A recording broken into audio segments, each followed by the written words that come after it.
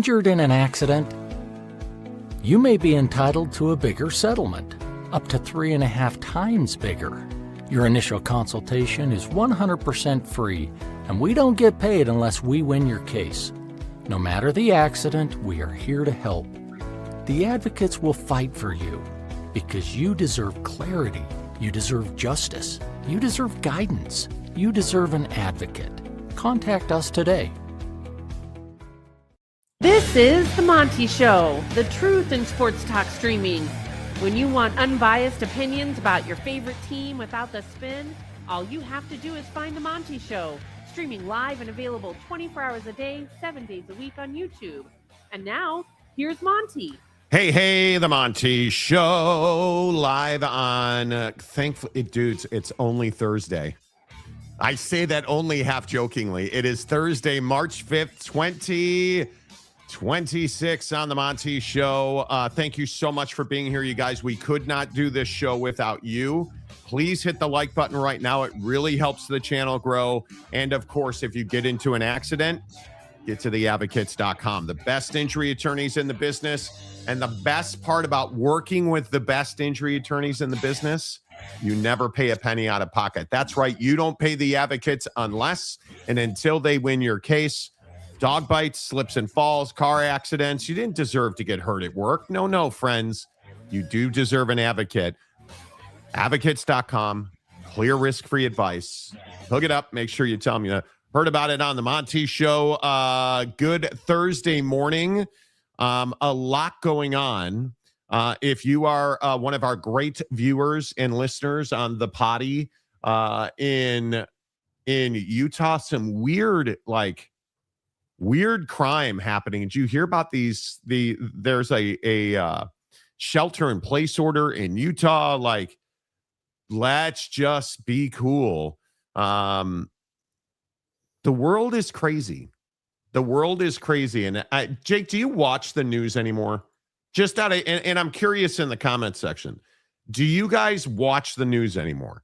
No, not like that. No, I really don't. I again, as I've espoused about my greatness on the show many times, I am prolific at getting my news from many different places on the old smartphone, and you know, just I'll flip it on occasionally, but never more than like 5 minutes at a time. I literally just turn it on to see what narrative we're pushing on any given day.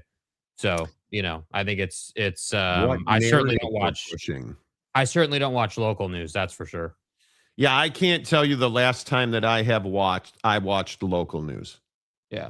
I don't even know what that would entail. I'm not quite certain. Well, obviously YouTube TV, but yeah, if you are in Wayne County, Utah, and I know we have a lot of Jeezy listeners, and we have all across Utah. Just be careful this morning. There's a shelter in place out there. Hopefully all's well that ends well. Daniel Dixon watching CNN right now. It helps me sleep. There you go. Well, you should wake up. I just seen news clips on YouTube. I will also watch live Senate congressional type hearings. Okay. I like YouTube that. TV. I like that. Rip Lou Holtz. We lost a great one. Lou Holtz is Lou Holtz was a really good dude. I'm not convinced, and I know we do this when luminaries and famous people pass away. I'm not convinced that Lou Holtz was one of the greatest coaches ever. I mean, listen, I'm a Notre Dame fan, and maybe I'm a bit of a curmudgeon, and I appreciate everything he did for us.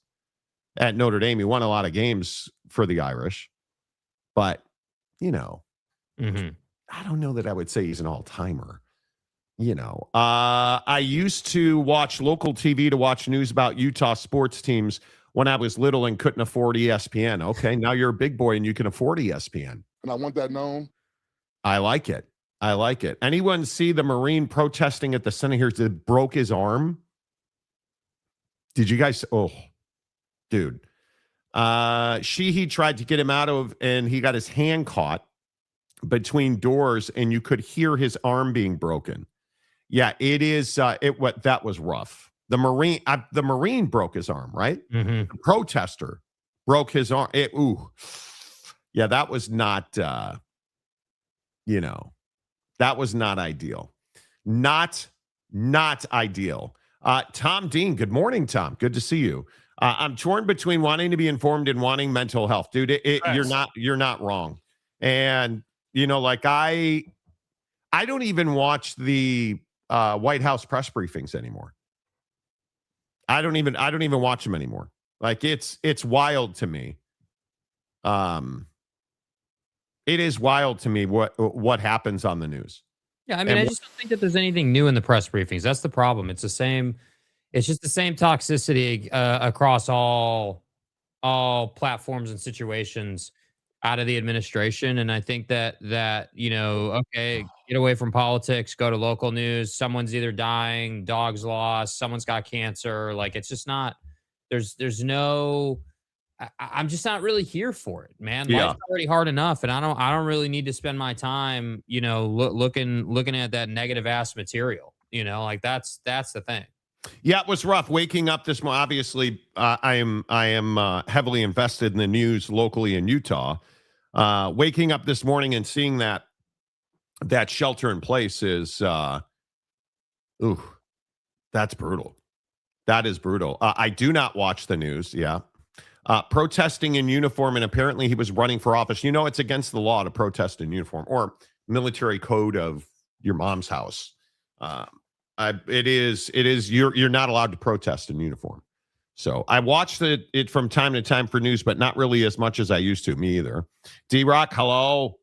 Lou passed away on the same day legendary Notre Dame coach Knute Rockne was born. Yes, it was Knute Rockne's birthday. I mean, I'm not. I have a lot of respect for Lou Holtz.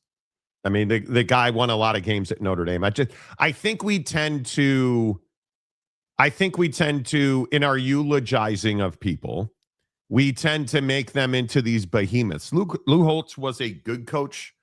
He brought a lot of fame and glory to the Dome, and I appreciate that. But Lou was an interesting cat, good human being. I thankfully, in my career, I got to talk to Lou Holtz many times. And he was always very gracious. He always treated me very well. So I'm certainly not disparaging Coach, but I should probably stop. It's okay to just say he was a good coach and, best of luck. Yeah, rest easy, bud. I just think, but it drives me crazy that when somebody dies in our society, well, I'm not trying to be an asshole about it. I just feel like I'm not trying to be. It just happens naturally. Yeah, I'm here. Don't worry. I just feel like when somebody passes, we tend to make them into a behemoth of their man. Yeah. He was the greatest pipe player I've ever seen. People. Yeah. Mm-hmm. I will say that he, his greatness was definitely before my time. Obviously I know Lou Holtz and everything was before your time. Yeah. Well, the advantages of being me, I guess, but he was before my time, but I think that he's a good coach and, obviously a legendary name in the game, of course, a lot of reputation that preceded him for many, many years. So, I just think man, rest easy, bro. Like great life, did everything you wanted to do, I would guess. Like couldn't really ask for much better. Yeah. I have no idea if he did everything he wanted to do. It just, it is what it is. I'm a bad person. Let's just face the facts.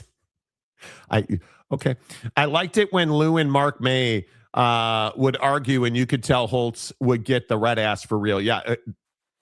Mark May was interesting, Doug O'Reilly, I work 60 plus hours a week. I have tunnel vision when it comes to the news because I don't have the opportunity to get distracted by my phone while working. Well, there is that. Yeah. Sergeant Kareem, protesting in uniform is a big no-no. Yes, it is.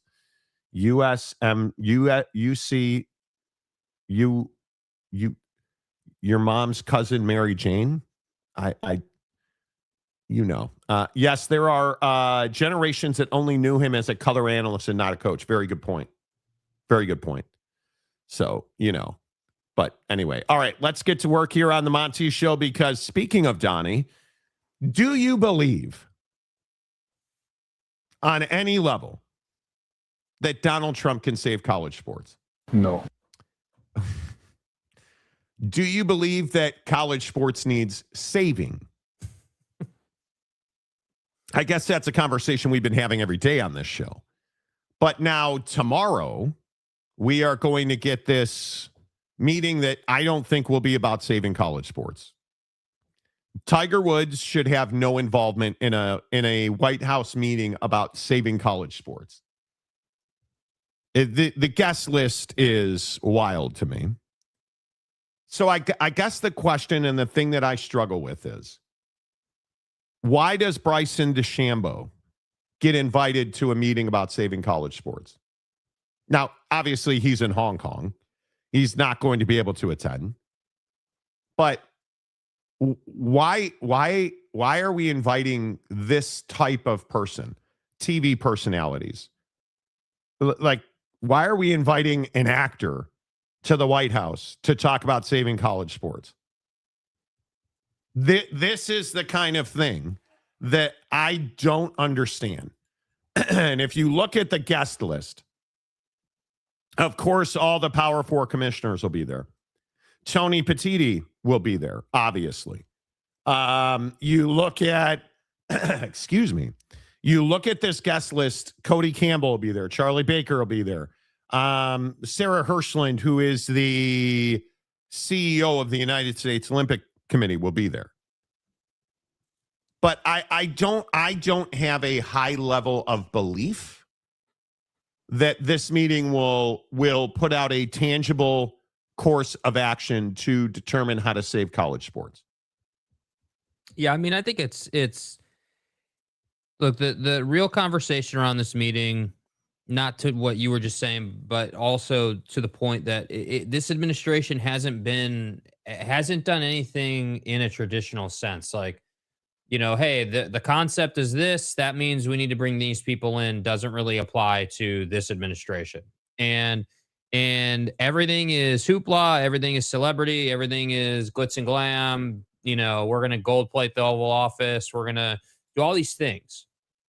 And I fear that college football is just turning into yet another vessel for money grubbing and corruption, meaning all these powerful people are going to get together. All these powerful people are going to talk about whatever it is they're going to talk about. And then afterwards, Don's going to say that he's saving college football and everything's amazing, and he's going to issue an executive order and everything's going to be fixed. That's what's going to happen here. And the reality is nothing's going to be fixed. It's probably going to get worse. And we will just continue down the path of whatever path this is. And furthermore, I would also point out the fact that we have bigger fish to fry. That I would agree with. College football and college athletics is hardly the priority in our country, and it really bothers me, you know, that we have a president that would spend time on it. With all due respect, I mean, I understand that college football has issues.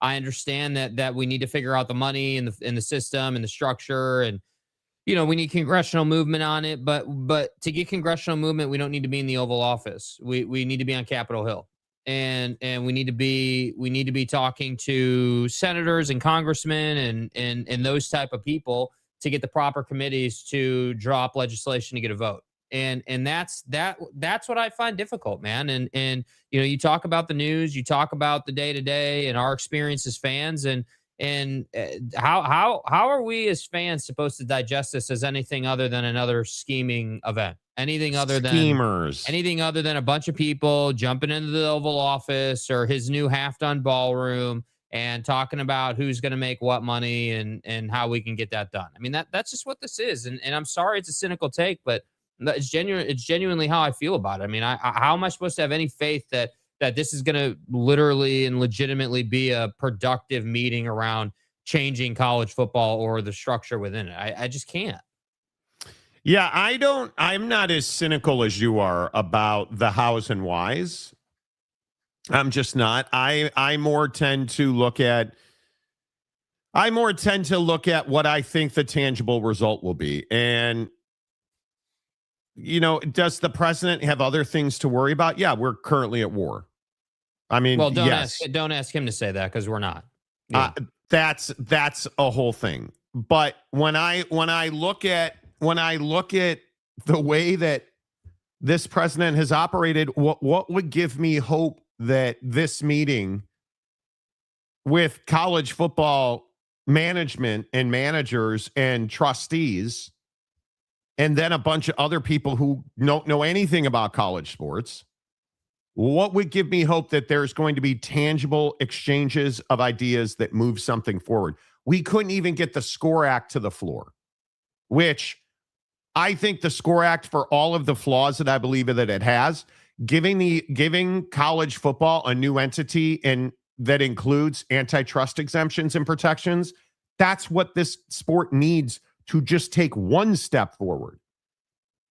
Sitting around eating, and I'm sure he's going to cater McDonald's again, because that's all Buddy ever does. He's going to get the new Big Arch Burger in there, dude. We all know that. And I'm not even joking. When you go to the White House for a meeting, you get served McDonald's. That's what Donnie likes.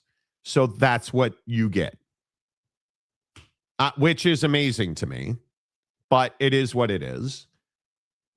That's the thing that I don't understand. I don't think, and this isn't a political take by any stretch, but I just don't think that Donald Trump convening a meeting to save college sports is going to save college sports. This is going to be a photo op. There's going to be a group photo, and there's going to, that's how these things generally go. If you wanted to save college sports as the president of the United States, you would go about it very differently than a very, very public meeting that has people that have no business, no perspective. And again, I just ask, with all due respect to Bryson DeChambeau, what does he know about saving college sports? What does he know? Because I'm assuming, well, he was a college golfer, Monty. Is college golf battling an existential crisis? No, it couldn't be healthier. So what, I don't understand. Nick Saban, okay, cool. Even Adam Silver. Okay, Adam Silver, all ears, totally get it. Like college basketball and the relationship with the NBA, totally get it. But I don't understand all these other people. Yeah, I mean, I just think it's pretty. Look, I appreciate that you're looking at this list and saying, hey, well, why are these people coming to a college football centric event or a college athletics fixer event, if you will. But I think that the trouble here is that we can't just skip over who is putting this meeting together and what the motivations are. That's the problem. And, one of the things I'd point out is that this meeting shouldn't even be happening because you had a roundtable committee situation cooking with Cody Campbell and Nick Saban last summer. And that went absolutely nowhere. Like that did nothing. And so that failed. Now we're having another meeting. And again, I feel like this is the neighbor who pimped out their house, who bought a house and put 100 G's into it and renovated it and wants to have friends over. And college football is just the reason to put something together or just the excuse to have everyone over. And that's the trouble I have with it, only because if you're going to put a meeting together about quote unquote saving college football or saving college sports, I just would hope that that's not the vibe. The vibe should be, hey, if we're having a legitimate meeting about this, we should be in a meeting room. We should be presenting. We should be the vibe of it and the intensity of it should be much more serious and locked in versus I feel like kind of a sort of a ballroom vibe almost. It's just kind of odd to me, and that's why I don't have a lot of faith in it. Not because, of my thoughts on Donald Trump, personally or as a politician, but just because we know based on his behavior what these look like. And that's why I don't have a lot of faith. Yeah, I think it's interesting. We'll see, man. I'm going to guess, and I haven't looked at the comment section on this, but I'm going to guess there's a healthy bit. Well, Rock and Rant is here, so there's going to be some skepticism. What? There is more a chance something comes from this out of the fact that some of these people are in the same hotel and getting a drink at the bar the night before, a night after than the round table itself. I would agree with that. Hello, Jeremiah. What are we substituting today? There is not one current FBS coach for football or current or even recently graduated FBS football or basketball player attending. Correct? Yeah. Chewy-in. Okay. Politicians are too stupid, T-O, stupid, and self-centered to fix much of anything. I think there's the cynical take. I wouldn't agree with that. I think politicians are not. If college sports needs to be saved by Congress, rip. Wow. They are incapable of getting anything accomplished. Well, I don't know that I'd say they're incapable of getting anything accomplished. I think that what they're incapable of doing is most of the time the common sense thing. Like it came out yesterday that, the Senate, I think it was, blocked this proposal to release more Epstein stuff and all just these common sense things that you would be like, yeah, we need to release this or that. That just makes sense to everybody. But unfortunately, our government is loaded with people who were involved in some of this stuff. So the logic thing typically doesn't get done. And that's why I say again, I just can't, I can't be like, yeah, this is a good idea. This is going to be productive. I wish I could. If it was a different administration and a different time with a different political climate, maybe it would be. But you're treating it like another notch in your belt. I feel like that's what is going on here. It's like, hey, it's just another thing that I'm getting done. It's like, well, nothing's going to get done here. I would be shocked because there's so many people involved. There's a lot of pride in the room. It's just not. I just don't think the whole concept of this event is not conducive to results. It's conducive to a lot of media and a lot of pictures and a lot of circus. I think the thing that is very clear, and again, this is just me. College sports needs saving, right? What's the right way to say this? Is college sports dealing with an existential crisis? Are we with college athletics? Are we at a place where we believe the very existence of college athletics is threatened? No. Are we dealing with systematic issues that are damaging college athletics? Absolutely. Mm-hmm. Do those issues need to be addressed? Absolutely. Will this meeting address them? Absolutely not. And that's the issue I have. I have very passionately sat on this show for weeks and months and years now and told you we need a super league, a new entity, something that has got real teeth, antitrust exemptions, because these lawsuits about eligibility, and I want to play a 37th year of quarterback at Ole Miss, and that's all got to stop. We need a very clear set of rules, and it is what it is. The BS, it's just, you look at the way the Pac-12 Mountain West meltdown happened. Rules are in place. We're not going to follow them. You can't have that. And I think one of the things that is so painfully obvious is that it will take an act of Congress to save college athletics. Because I do believe we are in a position where if college athletics was just left as it is, college football will disappear. It will go bankrupt. And schools will stop competing. Because you simply cannot. Basketball is far more affordable and far more profitable than college football will ever be. Just from a cost basis. Insurance, stadiums, it's far more affordable. But that's not going to happen. We are going to get common sense reform, in my opinion, which means we'll get a new entity that'll have antitrust protections, that will have a rule book that will be the bedrock and foundation of its existence. And then we'll create a whole bunch more problems that will have to be legislated, but sometime down the road in the future. Mm-hmm. That's what we do in this country. But do I believe that college sports is on the verge of disappearing? Absolutely not. Absolutely not. Now, why do you have the chair of the U.S. Olympic Committee there? Because Olympic sports are very much it. You want to talk about it has a crisis of even existing? Track and field. That is a diving, swimming. You have universities across this country eliminating diving and swimming. It's happening in every corner of the country because there's just not money for it. There's not money for it.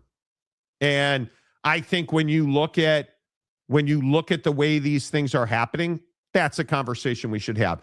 Are opportunities for minorities and women of color being limited athletically? Yes, there's no question. Nobody argues that. That's a crisis of existence. But is college football in danger of not being competed anymore? No. And the biggest issue is we have to find a way, and I mean this sincerely because I think it is essential. We have to find a way to create confident young people in this country, and athletics is undefeated in that department. We need young people to dream about being baseball players. We need young women to dream about being the best basketball player on the planet. We need young women to dream about being on the U.S. Olympic soccer team and competing in a World Cup and competing in. That's what's facing a crisis of existence. Because young people in this country, they don't dream about being coders anymore. They dream about being dominant AI and social media personalities. That's what has changed. What has changed is our young people don't dream the way they used to dream. And I don't even care about that. I think that's perfectly fine. But what cannot be evaporated or eviscerated is the 7-year-old girl sitting in her home watching Cooper Flagg dominate in the NBA and wanting to be a superstar.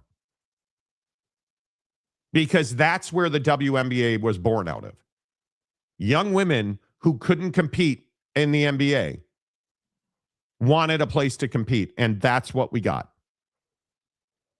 And that is the idea that sports can build confidence and help young, and I do think it's a very different thing for young girls, right? It is a thing where sports and the arts can change a young woman's life. And we need to invest in athletics and the arts for young people in this country. And we just don't do that. No. We don't value, and I don't know how I got up on my soapbox, but we don't value the self-confidence and self-worth of young people in this country. And we need to do that. And it's why I'm so passionate about putting golf clubs in young people's hands. Yeah, I think that the money in college sports changed that. You know, once kids started being able to make money, they turned into a line item, and I think that's the unfortunate corporatese of college sports right now is that you have kids that are working their ass off, doing everything that they can do within the system, and in some cases making a lot of money. And in some cases that goes sideways, and I think that on the flip side of that, it's also, incredibly helpful if the 18-year-old girl coming into college as a freshman has a huge NIL deal and can make money, because that wouldn't have been the case even 10 years ago, 7 years ago. I mean, that just really wouldn't have been the case. So I think that it has pros and cons, but I guess that I just feel like we have a pretty good idea of what needs to happen for change to occur in college sports, and this little meeting of the minds isn't it. And no, I think that this is a dog and pony show, and this is a bunch of rich people who are celebrities getting together to say that they're trying to fix something. And the key word is trying, because it's cool that the commissioners are there. The commissioners have already been meeting with Donnie. They have no use for this little dinner thing that they're putting together. They have no use for McDonald's and fries and Frosties and stuff. That's not their, they don't need that. They're going because they were invited, and what are they going to say? No, like, you're going to go. So it's just, I guess it's just tough because I feel like it's incredible to me that college sports and the leaders in college sports allowed it to get to this place. You knew that money was going to start going to players at some point. You knew that eventually. You knew that. Yes. Eventually, you knew that, the Reggie Bush situation would manifest itself in a legal way at some point in the future, and you did nothing about it. And I put that on Greg Sankey. I put that on Tony Petitti. I put that on the leaders in college football, that they did nothing to prepare for that, because you had 10 years, 12 years to do anything and did nothing. And so that's where it's like, all right, well, am I really going to sit here and blame players or athletes? Well, of course not, right? I mean, they're just doing what they're just doing the best that they can, and that includes making money. And if I was in their position, I'd be doing the same thing. I think the adults in the room who sit on top of these schools and universities need to get their stuff together, because I feel like athletics is treated like this problem child at a lot of universities, when in reality, it should be paying for all your scholarships. It should be paying your bills. It should be doing everything that you need it to do, but you just won't invest. And so that brings me back full circle to the dead horse known as the schools that don't want to pay to be successful in athletics. And that's the problem, dude. It's not that you suck on the football field. It's that you execute behaviors in your office that make you terrible in football. And then you want to say that you can't afford to compete with other schools. If tomorrow it came out that you had to cough up $200 million to even play football, I guarantee you that there would be schools right now who are not good that would find a way, because they know they need football. But because it's not a have to, it's not a, again, as you put it, existential crisis, they're not going to do it. And so that's why I say, again, I agree with you completely. You have to form a new entity, not because the sport needs it, but because you have to get people moving in the right direction. And the only way to do that is to hurt their bottom line. And that's how you do that. And that's why I think a new entity will eventually get done, but it won't come out of the Happy Meal meeting that we're about to watch take place. And it's very interesting. One of the main intriguing points is, why isn't Gloria Nevarez going to the White House? Because I believe Tim Pernetti is, but Gloria Nevarez was invited and is not going, according to reports. Yes, but Tim Pernetti is a unique case. Tim Pernetti, in my opinion, is trying to climb the ladder right now of affluence. Tim Pernetti's trying to, was he a finalist for NFL PA? Yeah. I think it was. I have to double check. But you have a guy in Tim Pernetti that's always been a go-getter, always been somebody that's looking to climb. And so it doesn't surprise me that he's there. I also think that if you're Gloria Nevarez, what are you, and we've talked about this, what are you as Gloria Nevarez going to go and do at that meeting? I mean, you could listen, you could shake hands, network, but she's already done all of that. Right. And this is my point, is like, okay, so if you go to the meeting as the Mountain West commissioner, you're just going to show your face, basically. I don't know that gets you much. Yeah, I think it's very interesting. Some of the names on the guest list. All of the TV executives are going. Eric Shanks, Jimmy Pitaro, Jerry Cardinale from Redbird, Blackstone chairman David Blitzer's going. Mark. See, again, not to cut you off, but look at all the private equity in that list. Like, this is exactly what we talked about yesterday, right? Yeah. Like Cody Campbell and Smash, and I mean that's the incredible part, is that you have. But listen, Cody Campbell is not only, I mean, I believe he is a listed advisor to Donald Trump on all issues. They have a close relationship. I mean, is anybody surprised that Cody Campbell's going to be there? I'm not surprised, right? I mean, is Cody Campbell a guy that we believe can fix college sports? I mean, I like Cody Campbell. I don't believe he can fix college sports. Well, I just question his motives, dude. I mean, yes. I don't know that he's interested in fixing college sports. That I question his motives to that level. I'm not confident that Cody Campbell genuinely in his heart of heart is interested in fixing college sports. I Yeah. think Cody Campbell is interested in being in control of college sports and getting into a position of power so he can. I don't know what extent he wants to control college sports. I think he wants to control it to the extent that he can leverage private equity to make himself money. That's what I think he wants. That's, in my opinion, what he's trying to do. That could be. This will go as well as the Josh Pate did. Yep, been trying to get to Josh Pate for quite some time. After Josh's little diatribe about how the Trump interview didn't go the way he wanted it to go. You don't say, dude. You don't say. And I thought it was refreshing that we weren't the only ones out here talking about the fact that it's kind of crazy that Josh thought that would go a different way than it went, or that there was risk that he would only get 10 minutes when it was supposed to be 30. Like, that's what's funny to me. Josh Pate got. That is as clearly as I can say that. Here's his statement. Suffice it to say, it didn't go the way that I thought it was going to go. Not necessarily anyone's fault or anything like that, but if I knew we were only going to get 10 as opposed to going in thinking 30 to 45, that's a whole different ballgame. It just tells me he was ill prepared. You were never getting 45 minutes with the president. No. But again, why are we interviewing the president about saving college sports? Because that was what this was allegedly about. That never happened. That was never going to happen. Well, you'd have to ask a question about saving college sports for it to be about college sports.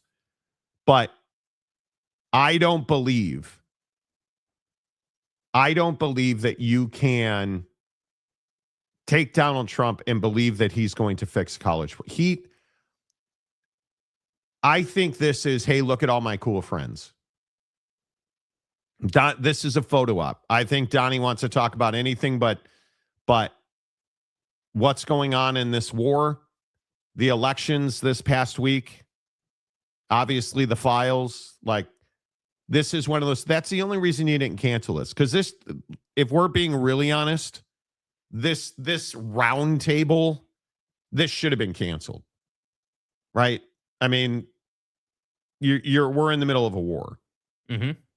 There are other things you should be focused on. Listen, it's an operation. It's not a war. Okay, I understand. Come on. I understand. There are other things you should probably be focused on, but I don't know. I don't know that this is. I don't know. Could be wrong. Maybe you're right, Chewy. I don't know. Just a reminder, if they do work it out to get basically an NFL model, remember that also means a players union as well. There needs to be collective bargaining. The money in college athletics has to be collectively bargained. Yeah. That's the only way this works, in my opinion. It's the only way it works. McDonald's fries, cold are not good. You can't solve college sports crisis with cold fries. I agree. I totally agree. I'm just not sure that government intervention should be a thing in sports, at least not on the federal level. Well, how else do you fix it? You need it. They need college football specifically. And if it were me, college football and college basketball would each get their own entity. They would become their own thing, separate, different revenue streams, different governance. They're two different business units. Is that going to happen? Could be. I have no idea. But what I'm telling you is you need antitrust protections. You need an act of Congress to protect these people from themselves, because that's the only way this is going to work. I don't see any other way that it works. College sports is going down a dark alley in a shady town. You're not wrong about that. Why, Jeremiah Champion, why continue to support two major parties that had already led us down the path of civil war? Well, probably a different show. Because listen. This is With all due respect, dude, you know I like you. This argument, and this is not unique to this current political arena. No. This is an argument that's been made for decades. This is a cop-out argument, in my opinion. Sure, is it a perfect system? Absolutely not. Does it have major flaws? Absolutely. Of course, just like anything else. The problem is that the system is the system, and you have to learn, proverbial you, not you yourself, but we as people have to learn how to operate within that system and how to affect change within that system. And so the concept, and I have friends who do this too, and it drives me nuts. And nobody can ever answer the question of, okay, well, if it was so easy to change the system, why hasn't it been changed? If independent, people who categorize themselves as independents were These people, these civilized people known as independents, schemers. If they were to why isn't the independent party bigger? Well, because they're not popular. That's right. To me, the idea of, hey, well, abandon the two-party system. Why do we continue to do this? Because it's what we have. It's what our country was founded on, bro. It is the very foundation of the conversation. And the issue, and this is my problem and my point, the issue with this argument is that you're running from the concept that it's our fault as people that the system's not working right now. We've gotten away from, the idea of, hey, I can respectfully disagree with you and I can say that and then we can go have a beer.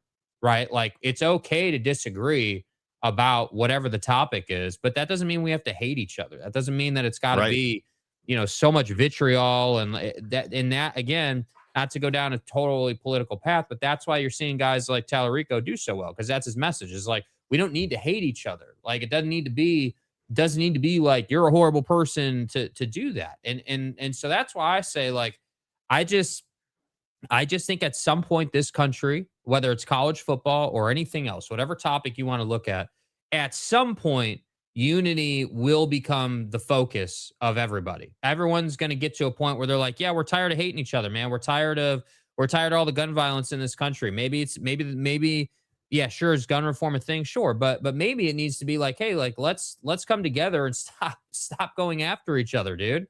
That to me is what is the direction we need to head. And I think college football can be one of those things. But again, it's not going to happen at the state level. And if you think it is, that's just child's play. It is a federal government congressional paper issue. And again, stop going to the Oval Office, go to Capitol Hill. That's my message to these people. Yeah. And I think what's really interesting about that, and again, I think it's really easy when we get into these conversations, like, talking to Marcus about this, when we get into these conversations and you begin to understand that it's not as easy as, hey, is this the right thing to do? Is this, because it's not right versus wrong. No, it's not right versus wrong. What it is what's going to make me the most money and put me in the best position now and in 10 years. That's the problem that college athletics currently faces, that the NFL does not. The NFL does not have this conversation. They don't worry about lawsuits because they have antitrust protections. They are collectively bargained. Those are protections. Do they come with some moles on their face? Yes. NFL report cards? Yeah. Like, you don't have to like it, but the best system that we have currently in labor relations is collective bargaining. Pay that man his money. Right? I look at stuff like the SAVE Act. I don't think the SAVE Act, and I guess I could be wrong about this, but I just don't think it just is. None of this is transparent. None of this is, oh, we're going to be fine. Right? Like, yeah, SCORE Act, SAVE Act. Like, the SAVE Act is ridiculous. This voter ID. Come on. We just don't get shit done anymore in this country. That's the frustrating part. This meeting tomorrow is going to be a cool photo op. I would be really surprised if anything came out of this. So the real conversation then is, hey, like college football is not something, again, that should be at the top of the list, the middle of the list, or even on the list for the president, in my opinion. It's just not, and I don't care who the president is, it's not a White House Oval Office issue.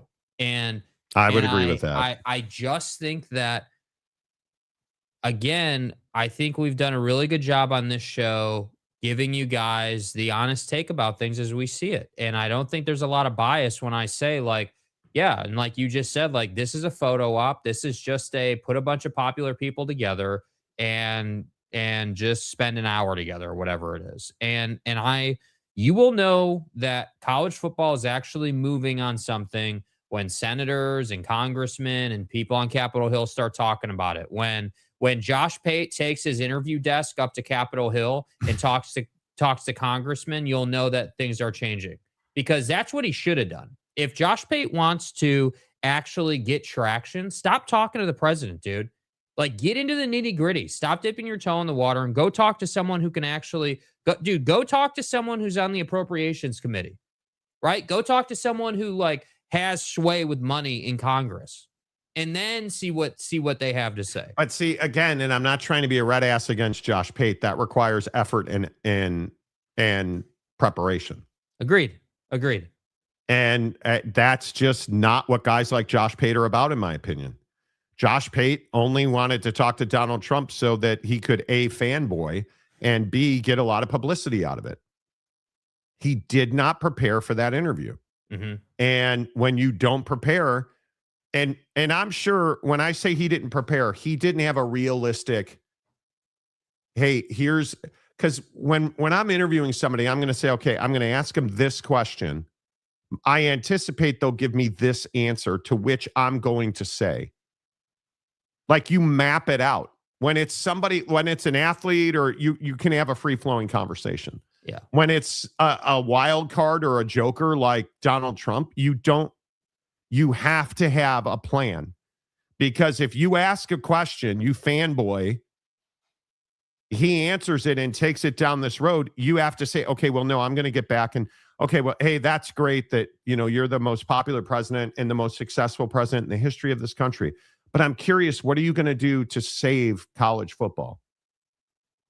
And then he's going to take you off. He's going to answer that question by saying, well, if we can get Venus and Mars and then Saturn in alignment for 365 days. And Elon's going to be involved in that, and we're really going to help. He's going to help us. I'm going to eat a lot of McDonald's.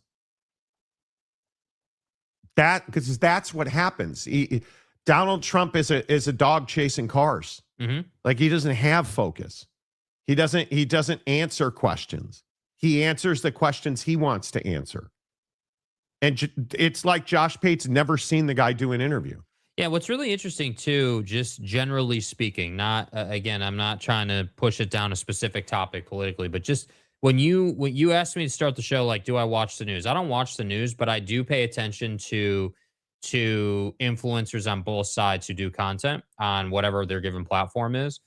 And what's really interesting right now is that you have the most stringent of conservatives, right-wing folks, turning on Donnie. Like, I'm not a Nick Fuentes guy. I knew you were going to go there. Well, it's an incredible bite, dude. And I'm not playing this because I'm a fan. Well, this is one of the most iconic, like, 180, burn it to the ground flips that I've ever seen out of this dude. Like, you're talking about a guy in Nick Fuentes who is the most extreme of extreme. But understand, Nick Fuentes is a human piece of garbage. Yeah. Nick Fuentes is the worst human of the worst humans. If he's in a room, Nick Fuentes is probably the worst human being in the room. Agreed. He's not a hero. He's not somebody who should be put up as any kind of role model. But what Nick Fuentes was a huge supporter of Donald Trump's. He was an election denier guy. He was, this is our dude. He's a hero. Save America, full MAGA, all of that. We don't play this bite to present Nick Fuentes as some kind of something other than a complete scumbag, in my opinion. But what this bite represents is the turn that has happened in this country when it comes to people who do and do not support Donald Trump. Wore this stupid fucking ridiculous hat when I was in college, like an idiot. When I was 18, I had people threatening to kick my ass. I wore this in the cafeteria. I became a pariah. And look at what it has profited all of us. They said, no more endless wars. They said tariffs, mate, we're going to win so big. They said, we're going to build a wall. Mexico will pay for it. It just got 10 feet taller. It was a lie. It was a lie. And hindsight is 20/20. All we can do is stop being suckers today. Go ahead. I mean, this All is time, your bro. bite. It's all time, bro. It is. I don't even, like, you can spend a lot of time talking about how much of a dirtbag this guy is, but the main point is that when this guy, as terrible as he is saying this, you know that the tide is turning. And this is what I'm curious about with this college football meeting. Like, how much does political belief in this meeting matter when you're talking about college football? Because it's him. There's a bunch of dudes. I don't have all their names off the top of my head, but you go around Twitter, you go around YouTube, like, you'll see them. You go around TikTok, you'll see them. They're flipping. And I don't know, like that's not good for our country when we have this massive turn and lack of belief in the White House, but it is a sign of things coming. Like, you look at the turnout in Texas with voters, like, there's movement. And I don't know. So that's why I say, like, I just think that this White House meeting, I see all these, these podcasters talking about how this is going to change college sports and they're going to get things done. And it's like, no, they're not. And this is just another thing that I think could backfire for a lot of people. And I'm curious, coming out of the meeting, who in college sports will be able to parlay momentum out of this meeting in some form or fashion. Like, who wins the meeting, dude? Does Greg Sankey win the meeting? Does Pate win the meeting? Like, who wins? What does Brett Yormark say coming out of this meeting? That's the crazy part, because they all know what it is with Donnie. They all know what the White House is about, but they got to find a way to wade through that water. So I don't know, man. I think it's when dudes like Nick Fuentes are saying the things he's saying, and then you have voter turnout, and you got all these guys flipping, and now we're having a college sports roundtable. How much weight do you put into a guy like Nick Fuentes' opinion? Fuentes. None. I don't listen to dude. I don't watch his show. What I know is that he's a right-wing, extreme conservative guy. And when that guy flips and says we've all been made fools, it's tough to deny that like, hey, you had this group of, because you guys remember the big talking point with this last election was like, hey, Donnie had used Joe Rogan and like all these different podcasts and influencers to really help his cause. And I actually really thought that was a good strategy. I thought that they got a lot of ground in the election using that strategy. I agree. But the other side of that, now that you haven't really lived up to all the things you said you were going to do, is those very same people with all that sway and all that audience and all that power with the mass population in the U.S. is now flipping on you and is against you because they're pissed off about how things are going. Well, clearly Rogan and Fuentes are off the bandwagon. I don't think there's any doubt about that. But all of this to say, I don't know how you then take the current situation that we're in this country and think that that's how you fix college sports. Yeah. And that's my point. It's like, I don't know. That's why I'm saying, man, it's just a thing where I would even contend it's not the time or place. College sports needs to wait. It needs, like, I get it. There needs to be a fix. The conversation's happening. But let's, it's just you got to kick the can down the road, dude. It's a next year thing. It's a conversation that should take place when we're not in global conflict and when we're not watching the economy burn to the ground off of that global conflict. Yeah, I would tend to agree with that. And I think the hardest part that nobody wants to talk about, the hardest part, I don't think anybody knows what will save college athletics. And this meeting tomorrow at the White House is not going to figure that out. Yeah. Because you've had opportunities to do all of this and you've chosen not to do it, right? You've straight up chosen not to do it. So, wow, look at Phil Venzer. 24 months. Well done, dude. Very nice. Very nice. Angry Phil. 24 months, and still the G6 doesn't have a seat at the table. It's a long time, you know. Bobby Fowler. Hey, Bobby. You're speaking common sense, Jake. That's not allowed. Exactly. I know. The stadium guy, James. Read my comment. I paid. We need a super league. 80 teams, 8 divisions. 80's too many. Top 2 teams from each division get into the playoffs. You earn your spot. Well, I agree you should have to play your way in, but 80's far too many. Because there aren't 80 universities in this country that want to pay to play. Oh, in my opinion. But could be wrong. It's obvious the donors, lobbyists, and billionaires control everything. Could be.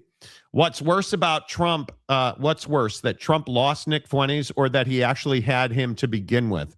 The latter, company you keep and all. Well, but that's always been my point about Nick Fuentes. Mm-hmm. Is that a guy that you're like, look who's supporting me? If Nick Fuentes is on your side, is that the side you want to be on? No. Probably not. You know, it just is what it is, right? I love it when James pulls the double tap. He posts something for free. Monty does not read it or see it, turns around, posts the same thing with a paid comment. Pay that man his money. Business, dude. You know, look, James is very much like this committee. He has a place. I just don't know that there's any tangible result. You know, James got a lot of run in the comment section yesterday. I don't remember what he said now, but. Jeremiah Champion, I voted for Trump. Okay. And have been turning against him myself. Ooh, that's a show we got to do. Fuentes is not just a right-wing extreme conservative guy that's being too generous to him. No, he's a POS.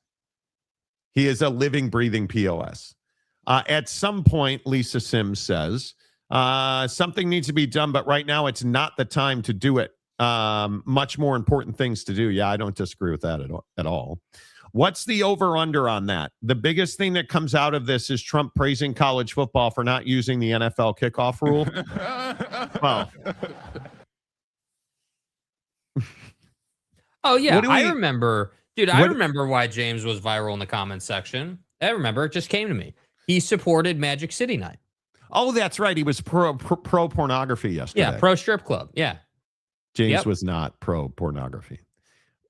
That's right. Pro wings at the club. James said he would buy the lemon pepper wings from Magic City if they offered curbside to go. But he would never go into the club. No. And so, Guys, if you want to kick it, we'll flow. My point was, James, if you buy the wings curbside to go, you're supporting pornography. No, I'm not, Monty. Their wings are good. Okay, bud. Look, keep telling yourself James, that. Listen, dude, I know that you're more of a breast and thigh guy. I get it. But ultimately, you are supporting the club even if you're buying wings. I get it. Like, you are. There's just no denying it. Listen, James, dude, and I understand it. What's up, big bro? I totally understand it, bro. Dude. You know. And James apparently has again been talking to his sideline reporter guy. Oh, sources. You know, I've seen a model with 80 teams. Everybody has seen a model with 80 teams. It has all P4, Boise State, Memphis, and San Diego State. We had that conversation on this show.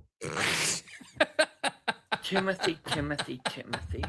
Well, Monty, my sources came up with this awesome concept. Listen, I was at the White House for a meeting and they showed me a model of 80 teams. Wow. Right? Like, what do you, James, explain this comment. What do you mean you've seen a model? What is that? Was it you and some dude in the rectory? I mean, Iraq. I mean, what does, you know, were you and Mendoza's aunt chilling at the cut and she was like, hey, I want to show you my model. And you were like, okay,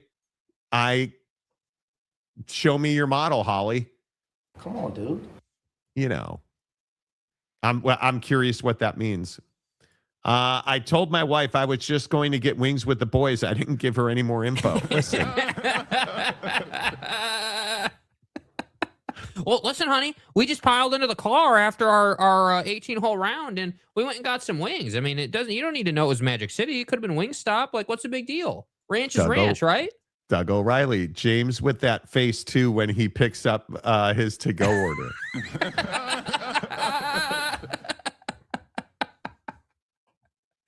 Dude, oh man, bro.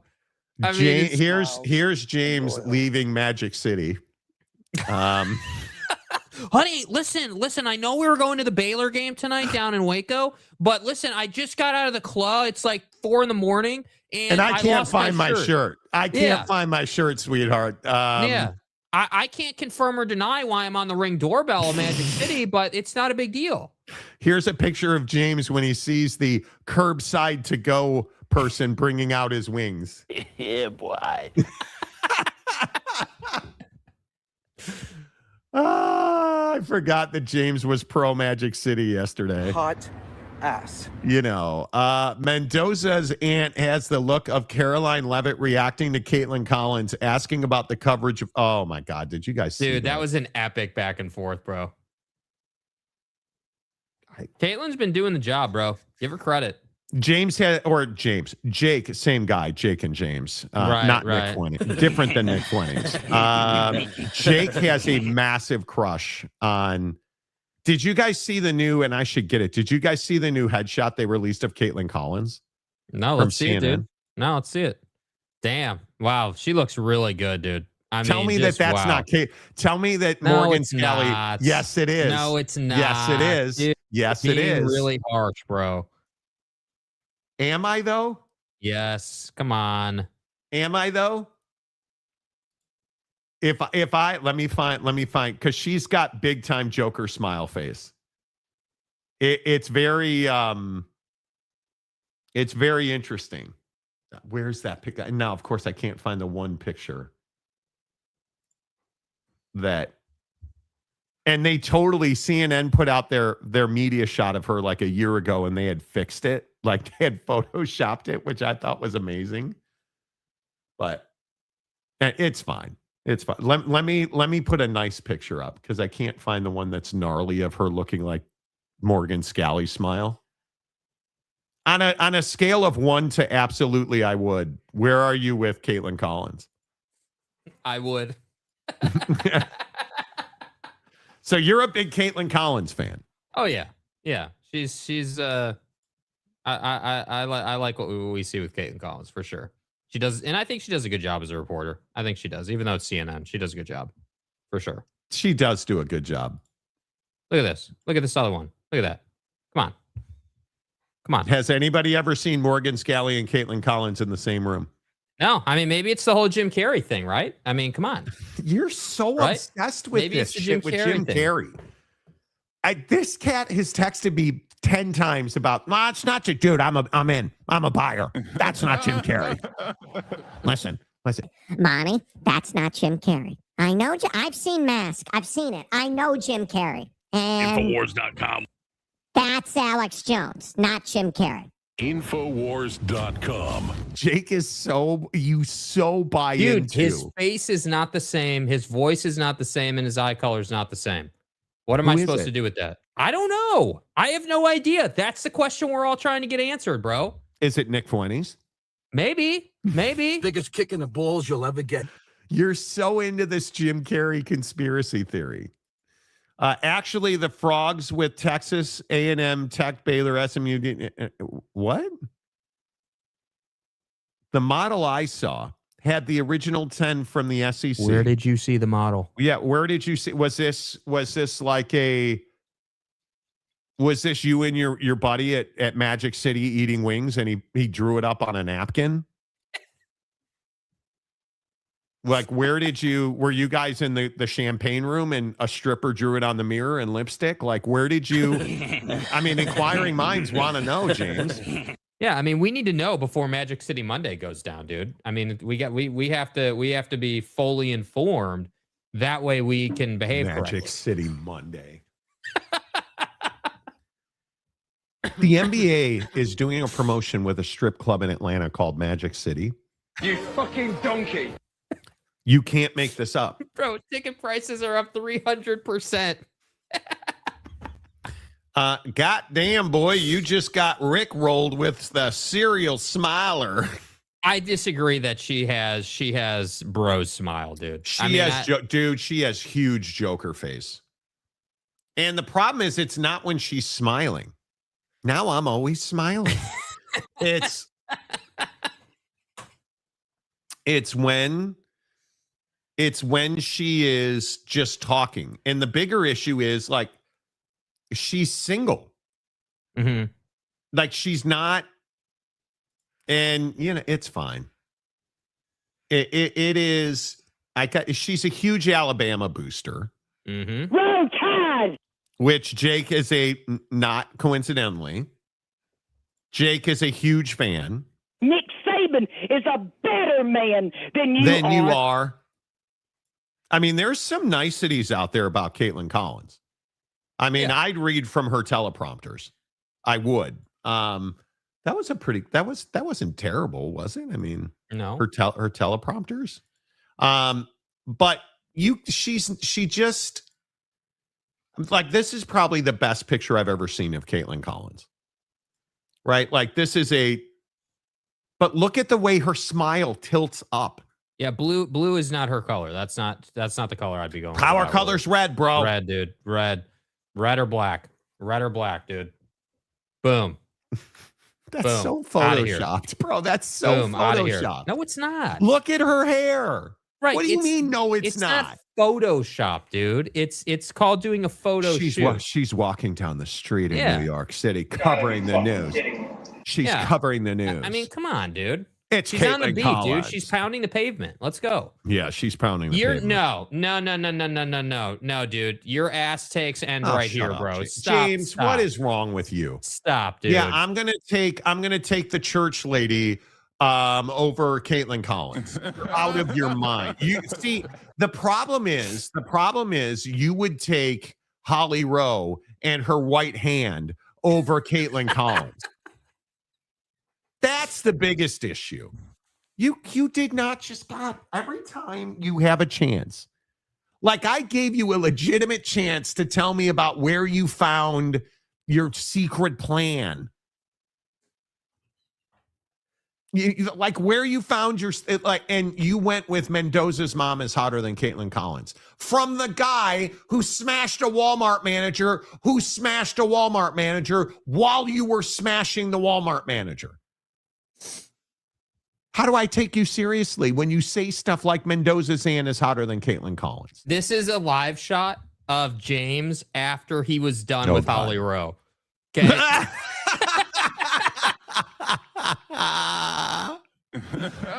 Oh my God. Do the voice. Listen, I want to tell you, listen. You guys know, as a member of the church, I forearm strengthen daily. And Holly Rowe. Erection. I said, God damn, Holly, with that white hand. And then Mendoza's aunts? Oh, my God. Did she go to the convent? Look at Mendoza's aunt. Tell me she's not convent material. Oh, yeah, she is. Look at that neck. It's so long, that neck. Oh, Mendoza, your aunt. Oh, Felipe. Hey, I'm taking her to Magic City. We're going to have some wings. Let me tell you something. I'll cover you in lemon pepper, lady. Let me tell you something. Oh, look at that. Oh, lemon pepper palm. Do it, Holly. Oh, yeah. Oh, hey, baby. I should probably stop. You know, exclusive interview with James live at Magic City every Monday. Government needs to stay out of college sports. It can't. Actually, the government needs to intervene. The government never gave anything for free, including making rules and law. It becomes a quid pro quo. Okay. Like I don't even disagree with Congress. That. You know, every time I see Holly Rowe on TV, I think, where is Kermit the Frog? Okay. Okay. My source was a newspaper online. Bro, okay, hold on. Whoa, dude. I know you didn't just say a newspaper online. You mean you read an online article, otherwise known as unsourced information. On 3.com. I mean, come Pete on, Nackos. dude. Bruh. I mean, stop telling me you have sources and crap, dude. You're reading online, bro. Come on. Jake, would we ever do a live show from Magic City? Absolutely not. No. Well, if Caitlin Collins is there. But she wouldn't be because she's a woman of class, as we know. See that? See that? She's a woman of class. So she wouldn't be at Magic City, right? Okay. You're surprised she is single. Yeah, I am. I just think she's so busy, dude. She literally, her work is her entire life. But she's not busy getting busy. Right. Yeah, boy. You know. I mean, why would I be surprised she's single? She's beautiful. She's famous. She's on TV. She's a fan of, the Tide. Yeah, trust me, she'll find a bro. Don't worry. She'll find a bro. She'll find a bro. She is as busy as can be, just engrossed in her work as possible at this point. Look at that. Welcome to the nightmare. A member of the show for 31 months. Nice, dude. Phenomenal. I wonder if Magic City is going to get an IPF so they can be ready for game night. No, dude, see, you try to lead me down roads that I don't need to travel. You're so fucked. Yeah, I don't need to travel down those roads. I won't. Oh, look, it's Big Daddy Magic. He has sent me some weird videos lately, buddy. Hey, player. Let's. We haven't done Big Daddy Magic video hour in some time. Here's one of him. Yeah. How about Big Daddy Magic? How about this one? All right. BYU's gonna lose. And what kind of fucking Mickey Mouse organization surrounds the greatest basketball player in college basketball with a bunch of bucket-headed dipshits? Are you okay? We're losing to Cincinnati. The famous for fucking sitting in embarrassed and WKRP in Cincinnati that hasn't been irrelevant since 1985, player. I don't want to hear, what the you got back. No, he doesn't. You have a responsibility to me. Good day, Timothy.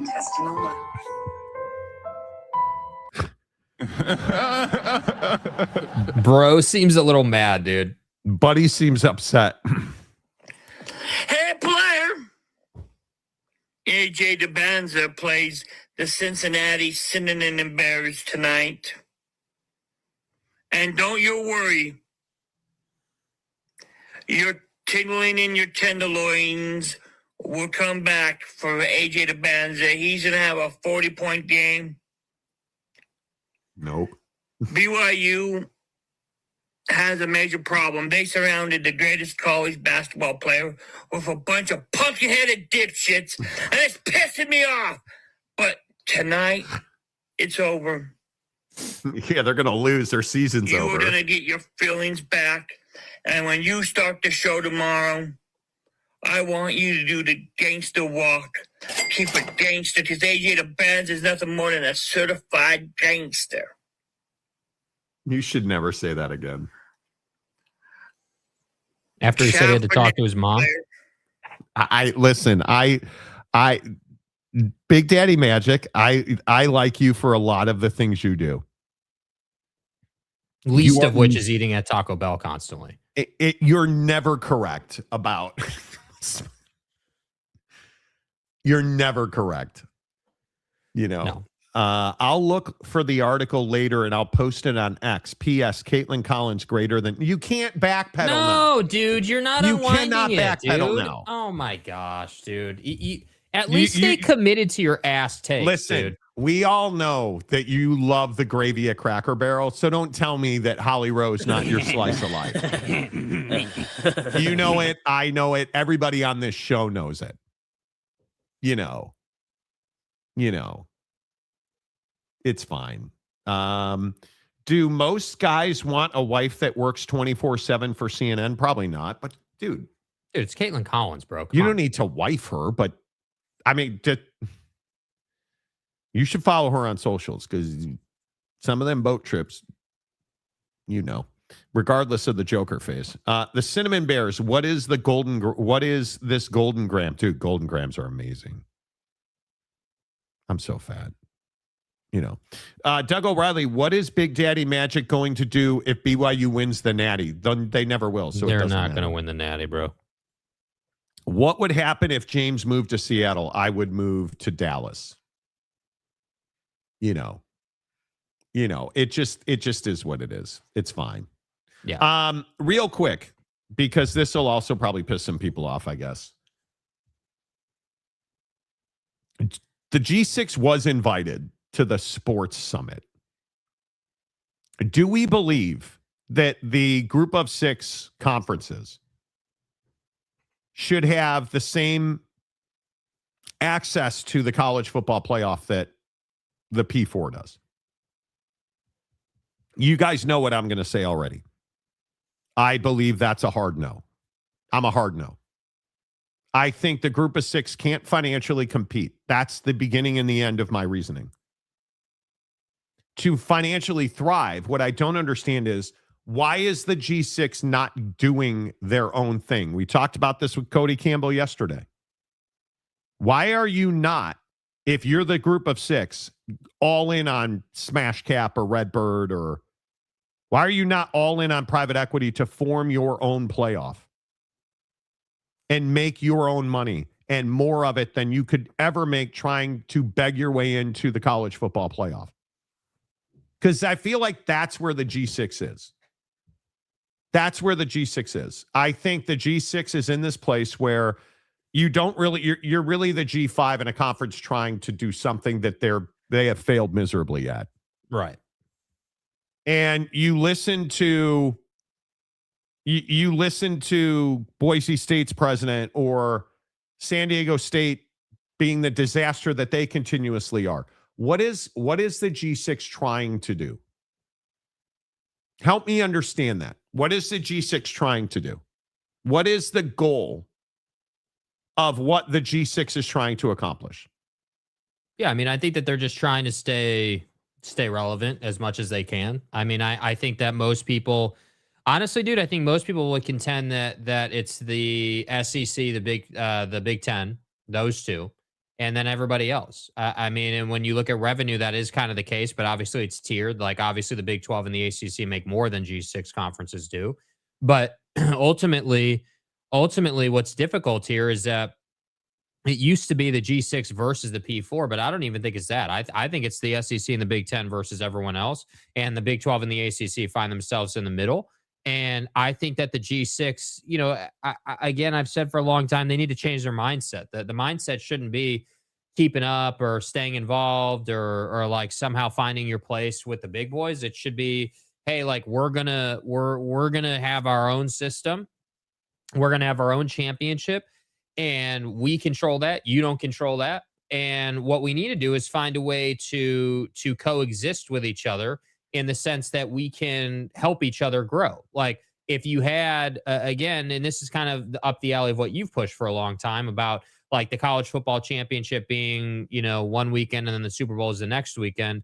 if you could only imagine how great it would be if you had 3 weekends in a row, or if the college football portion of that 2-week slate is the G6 championship and the P4 championship. Like there's a lot of layers to that can really, I feel like, be implemented, and everybody can get their slice of the pie, but you have to be willing to get outside of the current system and do for yourself a little bit, because again, that's the problem, is that you have most of these conferences leeching off of the SEC in the Big Ten right now, and trying to stay with them, and they just can't. It's just not a fair fight.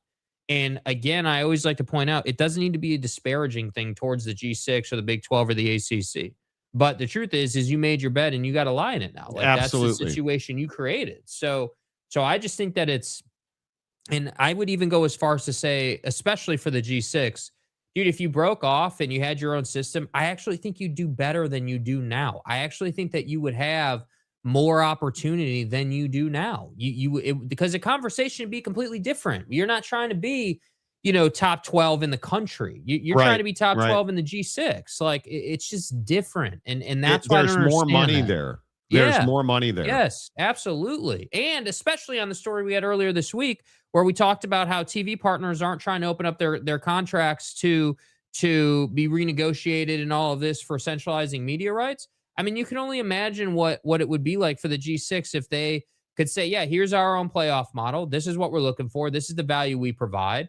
And again, if there's a tie where it's like, hey, the champion of the G6, gets the opportunity to play in the CFP at the P4 level, okay, I could see that being a conversation.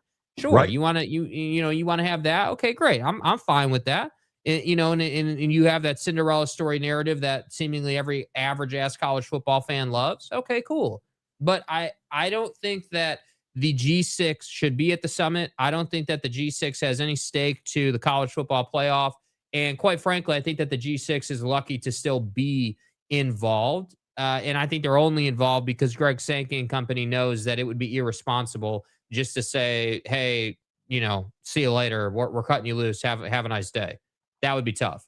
And I look at the Big 12, and as much flack as the Big 12 catches, because I did a radio interview yesterday about this whole future of college football.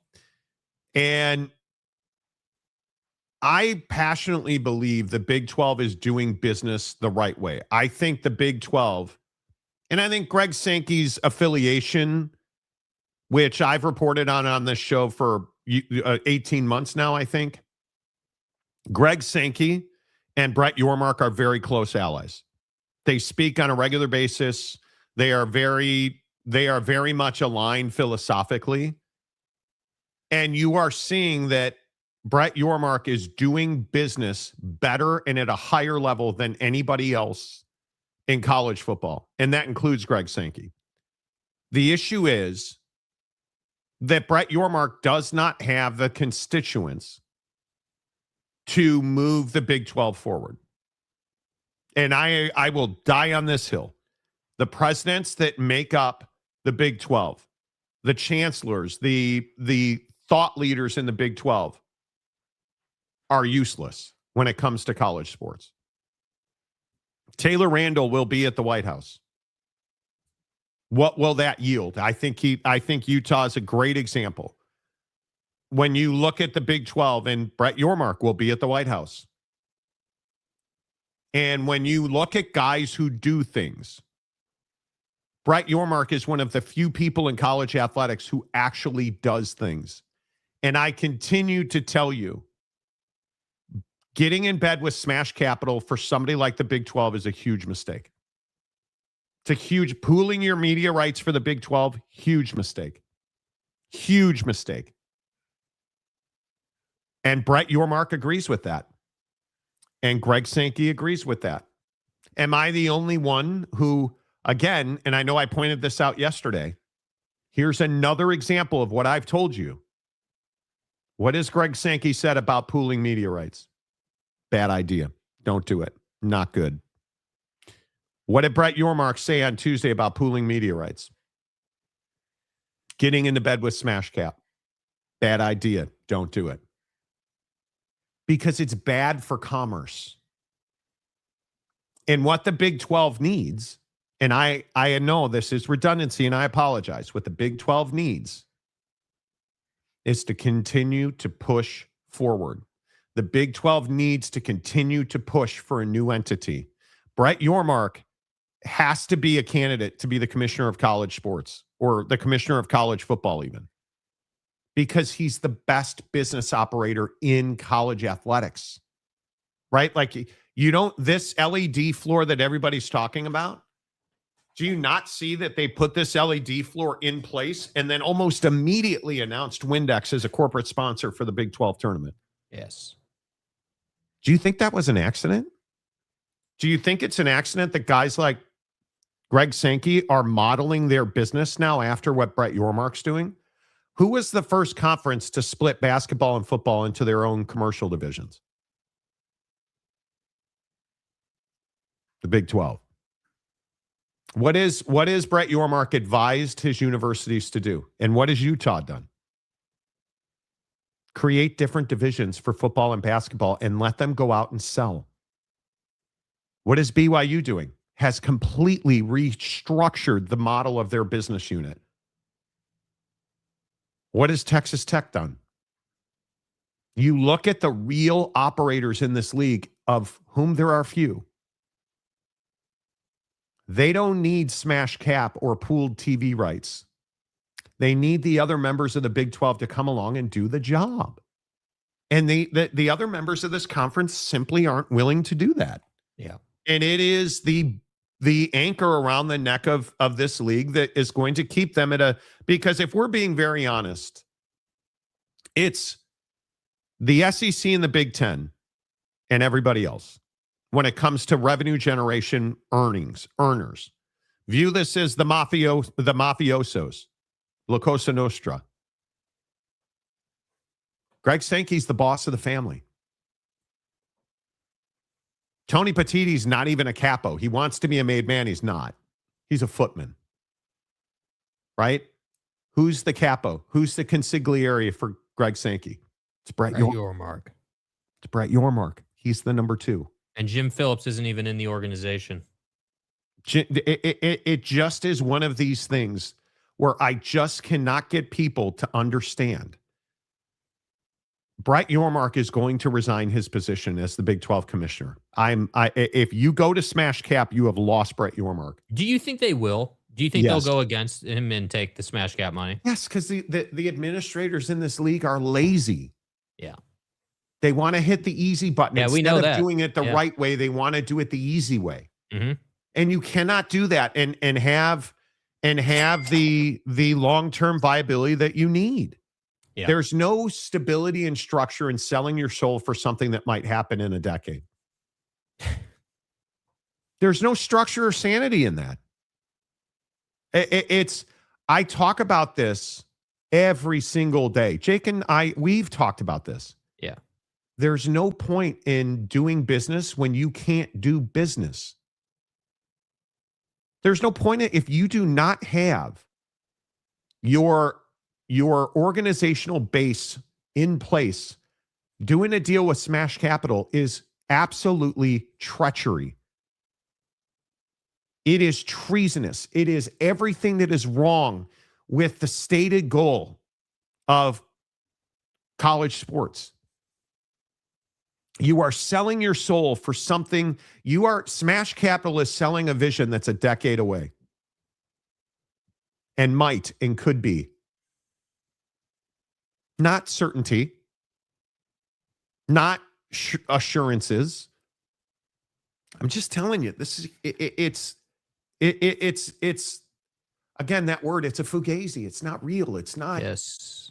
It's fairy dust. Fairy dust. It's not real. And yet you have all these people saying, well, like I was watching John Kurtz the other night.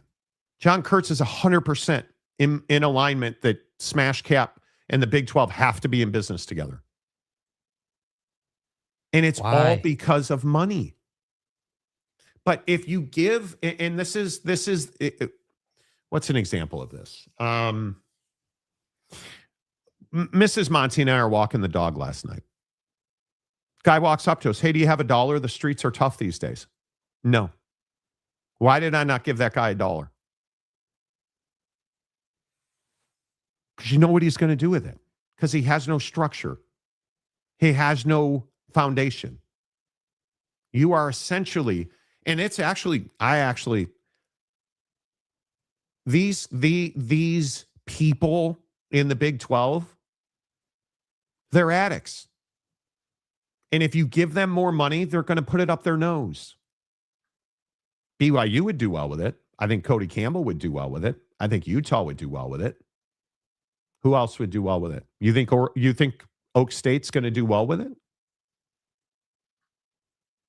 No. They've got no track record of doing well with their money. No. Like you can't continue to give Baylor opportunity after opportunity when they don't want to win. And they're not telling you that. They're showing you that. Doesn't make you feel responsible. It's this vicious cycle that just keeps going. You're not rewarding BYU, Texas Tech, and Utah. You're punishing them by giving more money to Baylor, who's going to just snort it up their nose. Yeah. Yeah. It's who they are. It's what they do. Yet, you're going to go with Smash Cap. My guess is the Big 12 will be in alignment and we'll vote to go with Smash Cap. And Brett Yormark will resign. Which, again, I wouldn't blame him for. I mean, again, if you're not going to listen to your commissioner and you're not going to follow advice from somebody who's clearly done a really good job for you, just don't get it. And I don't even think that'd be why he'd resign. I think he'd resign because he can't morally or ethically support that decision, which in turn means he can't be part of the organization on a personal level. I just don't think that he would be. I just don't think he'd be cool with that. I don't think that, Brett has never struck me as a guy that's interested in just kind of going with the flow. I think Brett's a guy, like even with Greg, and again, this is my opinion, just speculating, but I imagine Brett to be like in meetings with Greg, private closed door meetings. I imagine that those two have probably gone back and forth, that those two have a lot of respect for each other, but that Brett is, I am sure steadfast in the Big 12's position and what he thinks they should do. Now, if Brett resigned, I wouldn't at all be surprised if Brett and Greg teamed up in some capacity. I wouldn't at all be surprised if those two somehow worked together on the SEC or whatever. I think that Brett's a hell of an operator, man. He's not stupid. And the only question will be what his passion for college athletics is, because this is a guy who came from the pro ranks in the NBA. So, if you resign as the Big 12 commissioner after that decision, where do you go? I think that that's a very, very dynamic and fluid situation because he will be coveted. Yeah. Yeah. And it's really a shame too. Honestly, it's really a shame for the Big 12. And I understand, I respect John Kurtz. I think he does a good job. Yeah, I like John. Kind of wish that John would pump up the production quality just a little bit with the But you know what I wish? I I wish that the talking heads in this league would call people on the carpet for being incompetent. Yeah. Nobody in Waco is willing to question Baylor. Nobody is willing to do that. Nobody in Stillwater is willing to question Oak State. Nobody in Fort Worth is willing to question TCU. Because they might get upset. Well, at least TCU did something. I mean, at least TCU, let Josh Hoover somebody. go. Yeah,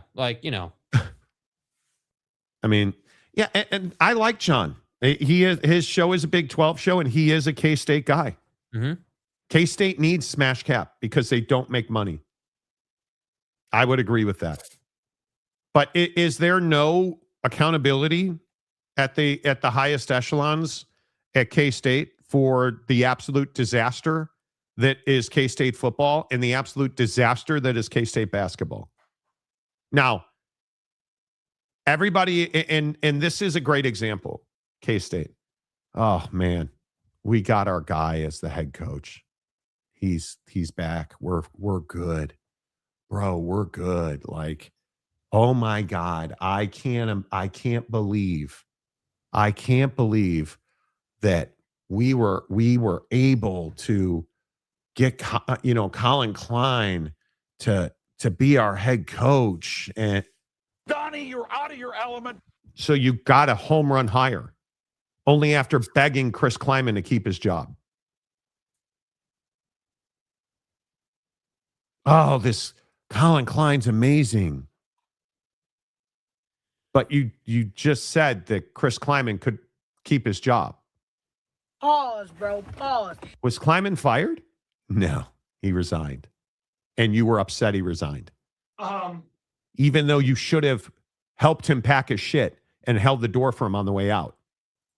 That doesn't mean. Are we talking about Harbaugh or are we talking about Big 12 coaches? But listen, that doesn't mean that you don't tip your cap and thank Chris Kleiman for everything that he did for K-State. But it wasn't good enough. Now, is Colin Klein going to be a home run? I think so. If there was ever a way to save Avery Johnson, it's probably by hiring that guy. But you didn't do anything amazing. Chris Kleiman did you a favor and resigned. What's going on in Ames? What's going on in Lawrence? What's going on with Kansas basketball is a wreck. Anybody going to talk about that? Anybody want to talk about that? No. Monty, we don't. Whoa. Don't want a Platerson? He's amazing. This is the problem in the Big 12. Nobody will step to Cody Campbell and say, I don't believe you. Nobody will do that. Yeah. Nobody will do that. What do we do? What do we do in the Big 12 with Cody Campbell? We send Holly Rowe. Oh, Cody, where would we be without you? Facts. You're amazing. Oh my, Cody. Go to the White House, represent Lubbock. That's what we do in this league. Cody Campbell's got one motivation, his money. That's it. I don't even blame him for that. But don't tell me you're trying to save college football. You're not trying to save college football. Dudes like Cody Campbell don't try to save things. They try to make more money. Yeah. Don't tell me that Baylor's trying to do everything they can do to win football games. Don't tell me I shouldn't talk about the pervasive, absolute horrendously humiliating environment in Stillwater. Oh, because, well, we hired and we changed. When's the last time you guys won a conference football game? Anyway, that's why Brett Yormark will resign. Yeah. Big Daddy Magic. Timothy, will you please stop showing that nasty picture of Holly? Some of us are trying to eat. Sorry. Not my bad. Nobody is willing to risk alienating a possible revenue stream for a billionaire. Jobs are at stake. Could be. Jeremiah Champion. Nope. Because mediocrity is the goal in the Big 12. Totally agree. Big Daddy Magic. I'm a huge Avery Johnson fan. You do tend to line up with the mediocre folks. Come on, dude. He sent me a video yesterday asking me why I'm so hard on Avery Johnson. Because he's mid. Yeah. You ran Will out of town so he could be your starting quarterback. Will Howard left you and won a national championship. You haven't recovered since. Use Will Howard leaving K-State as a data point. Line in the sand. How's it gone since he left? Since you ran his ass out of Manhattan? Not well. And I think Colin Klein's going to do a great job. I actually think it's a really good hire. But if we go up and down, is there anybody? And I, of course, can't log into my own notes. I actually did power rankings last night in the Big 12 for college football. And I'm telling you, it's not good. Because you know how I know it's not good? I have Utah as a top 5 team. and they had an exodus of everything. I can tell you, I think Iowa State is going to be the worst team in the Big 12. I think Colorado will be 15th. I don't know what to expect from Kansas because I don't think that's probably going to be good. But Kansas will be down there. I think Oklahoma State will be better. They'll probably be 12, 13, 14. You know, I think Mestamaker and Morris are good upgrades. But UCF won't be markedly better. Baylor will not be markedly better. West Virginia will not be significantly better. Although Cam Cook from Jackson State's a really good running back. Right? I like him a lot. But Rich Rod's got to run the football, and he's got the guy to do that. I think Cincinnati is going to be very mediocre. Very mediocre. Even with Giovanni Gibson from Oklahoma, very mediocre. Without Brendan Sorsby, who still has not paid his $1 million, I think that's an issue. TCU is going to be, I mean, how do you recover from Josh Hoover going to Indiana? Because it's garbage. And I would remind you, they got to play North Carolina. Don't they open in Ireland? Pretty sure they do, the last day of August or the last weekend of August, right? And then largely, I think at the top of this league, I think Texas Tech, BYU is going to be incredible again. What's his name? Ululabe, I think is going to be an incredible add to their defense. I look at Arizona. I think Arizona's probably the surprise of this conference. But I think Utah's, the top 5 for me are probably Utah and K-State are very close. I think K-State could see a big jump. Big jump. Big jump. I think Colin Klein could potentially see a very quick turnaround, especially if Avery Johnson gets better.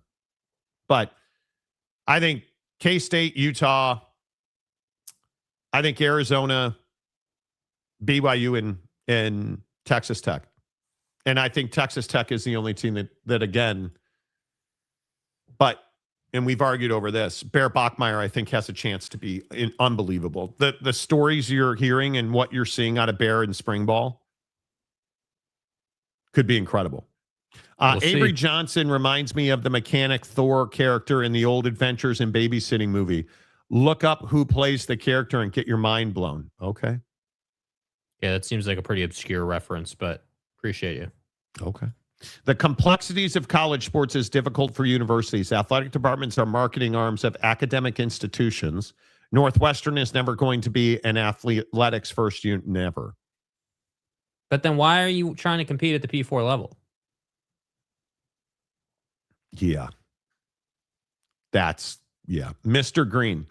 Any Baylor Okie State-like team can turn it around. UCLA hired Foster, but then they hired Chesney. There's hope. There's always hope. It's just not realistic. Yeah. It's just not realistic, in my opinion. But again, everybody always tells me I'm too negative. So, Mm-hmm. I just think I'm just going to keep saying it. If you go with Smash Cap, I think Brett Yormark will resign. And I think that's a really fair point. I think that it makes sense. That's logical. I don't know if you're Brett, why you would stay if you disagree with that decision as much as he does. Because it's untenable. In my opinion, it is untenable to be in business with Smash Cap. Yeah. Untenable. All right, let's come back and talk about Aaron Rodgers being a lunatic after this from The Advocate. You do deserve an advocate at theadvocates.com, the best injury attorneys in the business, 24/7, 365. The advocates are ready to serve you where, when, and how you need them. On their website, advocates.com, 24/7, you could chat with a real live attorney. You saw in that spot right there, they have a really easy to use contact form if that's what you'd rather do, have somebody reach out to you any way you need it, right? But just know that when you go to the advocates, you're going to get clear, risk-free advice from an injury attorney that's fought the fight that you're about to fight. Because I'm telling you, when you tangle with the insurance industry, good luck. They're not on your side. You pay those premiums, they are going to fight not to pay you what you deserve. That's as simple as I can put it with insurance. Don't trust your insurance company because they don't work for you. You need somebody who's fought the insurance industry and beat the insurance industry. That's the Advocates at theadvocates.com. Make sure you tell them you heard about it on the Monty Show. And again, it costs you nothing out of pocket ever to work with the Advocates. No consultation fees, no retainers, no. You don't pay the Advocates unless and until they win your case. So hook it up right now at theadvocates.com. Jake, where are you? Have you at all softened your hate of Aaron Rodgers? Not even a little bit. Not even a little bit. Even a little bit. The guy couldn't be more of a victim of what? The guy is, I just think that he blames everybody else. It's the overreaching narrative that has defined his life. He blames everybody else for all the problems, whether it's football, his love life, his family, the media. It's always someone else's fault. It's always, someone else's mental illness or someone else's issues or whatever it is, dude. And it's a different story every time. And it really is why, I'm going to be honest, it's why I stopped watching Pat's show, because every time he'd come on Pat's show, it would just be, oh, you're the best. You're amazing. Let's let Aaron Rodgers just ramble on about his dumpster fire of an off the field life that he's curated. Like I just get tired of it. And I think that, it's just not for me. And again, you're not about that life. No, I'm not about that life, dude. I'm not about that action, boss. And I'm not going to ingest stuff that is just clearly BS, whether it's the news or Aaron Rodgers or whatever it is, dude. You hate him so much. Okay, let me ask you this. You can have dinner with one person. Jesus, Aaron Rodgers, or Nick Fuentes? Jesus at that point. Aaron Rodgers or Nick Fuentes? I mean, yeah, probably Fuentes. Wow. So wait, you'd rather have a conversation with Nick Fuentes instead of Aaron Rodgers? Yeah, Aaron Rodgers is not a good dude. Like, we're all happy to flame Nick Fuentes, and I'm not a Nick Fuentes guy at all. But if this is the question, are you sure you're not a fan of Nick Fuentes? No, I'm not. I think he's a POS, dude. But so is Aaron Rodgers. The damage Aaron Rodgers has done to people in his life, I mean, it's not in doubt. That's incredible. You just took Nick Fuentes over the heartbreaking soul crusher Aaron Rodgers. I dealt with clinically bipolar. I dealt with depressed relevance seeking. I dealt with people that wanted to, search out other possibilities and before they could commit to me. And then, then they go on TV talking about how I ruined their lives and all this shit. And I just want to say, just like, move on with your life. Stop lying about me. Just move on with your life and be happy. Like, it's not just them, but it's other people in the media. That's like, there's this relevance that they feel that they have to mention my name. No, it's that you're a douchebag and you did damage and they want to talk about that. Aaron Rodgers, you're not a nice person, Raj. That you are outing your former lovers as, mental illness and relevance seekers. Like that is. What are you then, dude? If they're relevant seekers, what are you? What are you? Let me get this right. You went to the Steelers and couldn't get it done again. Couldn't get it done with the Packers for the last 12 years. Like, I'm just tired of it, dude. No, I'm not watching your documentary. No, I'm not categorizing you as some hero of football, dude. You're the LeBron of the NFL. You're happy to win the MVP. You haven't won enough, and you're not a great teammate. Like, it is what it is. It is. You guys understand, he's talking about his former girlfriends here. I dealt with clinically bipolar. I dealt with depressed relevance seeking. I dealt with people that wanted to, search out other possibilities and before they could commit to me. And then, then they go on TV talking about how I ruined their lives and all this shit. And I just want to say, just like, move on with your life. Stop lying about me. Just move on with your life and be happy. Like, it's not just them, but it's other people in the media. That's like, there's this relevance that they feel that they have to mention my name. I don't even know. I don't think there's a relevance about them or people. Do we believe the media obsesses over Aaron Rodgers and talking about Aaron Rodgers? I don't feel like that's the case. I think that's Aaron Rodgers on the Pat McAfee show there. He only goes on the Pat McAfee show to stay relevant. Why else? If you want to just be left alone, why are you going on the Pat McAfee show? Because you're a relevance seeker, to use his terminology. I think that's very true. And I despise Aaron Rodgers as a person. I think he's a fine quarterback. Is he I think he's desperate to be Tom Brady. You'll never be Tom Brady. But off the field, Aaron Rodgers is a scumbag, in my opinion. Like, I just feel like his personal life and this constant obsession with talking about himself. It's weird to me that Aaron just talks about himself over and over and over and over. You listen to him and he just talks about himself repeatedly. I dealt with clinically bipolar. I dealt with depressed relevance seeking. I dealt with people that wanted to, search out other possibilities and before they could commit to me. And then, then they go on TV talking about how I ruined their lives and all this shit. And I just want to say, just like, move on with your life. Stop lying about me. Just move on with your life and be happy. Like, it's not just them, but it's other people in the media. That's like, there's this relevance that they feel that they have to mention my name. What does that even mean? There's this relevance that they feel they have to mention my name. Yeah, he's saying that he's a big deal, so they need to talk about him so that they can be relevant. That they're only talking about him because they're relevance seekers and they want attention. And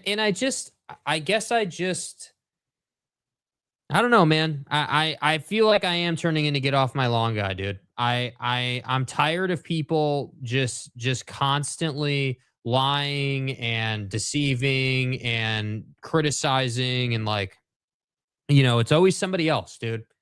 It's always somebody else's fault, man. It's my problem with the Jazz bitching about getting fined for tanking. It's my problem it's my problem with Aaron Rodgers. It's my problem with our government right now. It's my problem with anybody who wants to say, it's someone else's fault constantly. Like, I'm all good if we disagree on, if I use myself as an example, if we disagree on a decision I made, that's fine. Dude, you disagree with it? That's your prerogative. That doesn't mean I gotta change what I'm doing. But the minute that the minute I start talking about other people and their stuff, you're just stepping out of line, dude. And if you're so interested in not being relevant, retire. Take your career and retire and go and do something else. Oh, that's right. You don't want to retire because you've already laid the foundation that you don't want to be a TV guy, that you want to just ride off into the sunset. So instead of categorizing yourself as still a great quarterback in the NFL and you're going to carry a team to the Super Bowl, why don't we say it how it really is, dude? You are somebody who had a great career. You won one Super Bowl. You're a multi-time MVP. You're one of the best quarterbacks of your generation. You'll never be Tom Brady, and you're an all-time narcissist off the field. I will never forgive you for what you did with the media in the pandemic. I will never forgive you for the alleged, the alleged torching of Shailene Woodley and Danica Patrick and these different people who, were they great people? I don't know, dude. I don't know those people. Yeah, Danica's kind of a POS. Yeah, but what I can tell you is that you continuing to talk about it over and over and over again, how many years later, tells me everything I need to know about you, dude.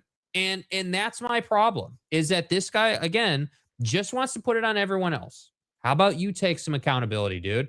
How about you say, hey, yeah, you know what? I dealt with some stuff with those people for sure. but I also probably could have handled it better, dude. And it just, it just drives me nuts, dude. Absolutely drives me nuts. Good point here. Mr. Green says you can't hurt Rod. He's immunized. Yeah, he's immunized from being a good person. Didn't even know what that means. Yeah, he's immunized from being a good person. We know, Aaron. Thanks, dude. Hey, I don't like LeBron. But he's not near as bad as Rodgers. I would agree with that. I would agree with that. There is a big difference between Rod and LeBron there, Jake. LeBron actually goes to more than one championship game. Truth. Yeah. Not to mention he is dismissing mental health care. Truth. Yeah. So I just, Aaron Rodgers is one of those guys that I just don't understand why anybody celebrates him, dude. I don't get it. I think that like I'm willing to cut people slack. Like LeBron's a good example. I'm willing to cut him some slack. Like, hey, you're one of the best basketball players of all time. Everyone agrees on that. The GOAT conversation is a different thing, but just LeBron's one of the best to ever do it. And I respect that. And I will give him his flowers on that. Do I disagree with the off the court stuff, the political stuff? I disagree with his antics with the Lakers right now and how he's handled that and things like that. But like, at least with LeBron, like we don't have relational issues. We don't have LeBron's family hates him. He's gotten in trouble with women or like, we don't have any of that, dude. LeBron's done a great job. Aaron's gotten in trouble with women. Women have had trouble with Aaron. Okay. Yeah, sure. However you want to verbalize it. He's not. Aaron is somebody who multiple times has had relationships burned down, and he wants to say that has nothing to do with him. So, Yeah. Aaron Rodgers is the epitome of the old Charlie Brown song. Why is everybody always picking on me? I would agree with that. Definitely understand the get off my lawn line. I'm just, I find myself being a crusty old man. Dude, I just find myself being tired of it, bro. I have to say again, and I talk about this a lot, but like I have to say, there are a few things that I enjoy right now. Few things. A good college football game is one of them. A top end SEC Big Ten matchup or a top end SEC game. I really enjoy that, and watching that, that's something I do enjoy. Obviously I enjoy golfing and gaming, but I just try not to spend my time on dudes like this, man. I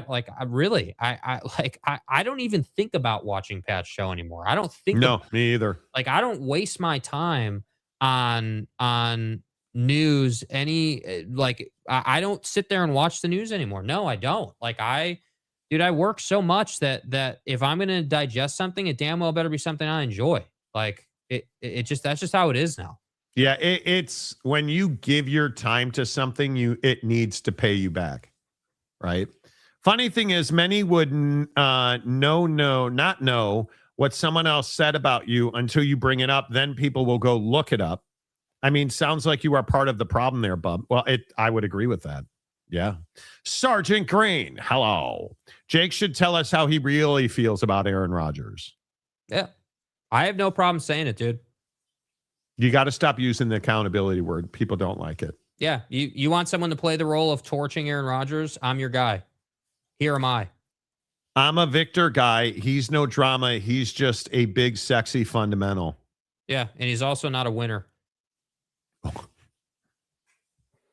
He's not. Wow.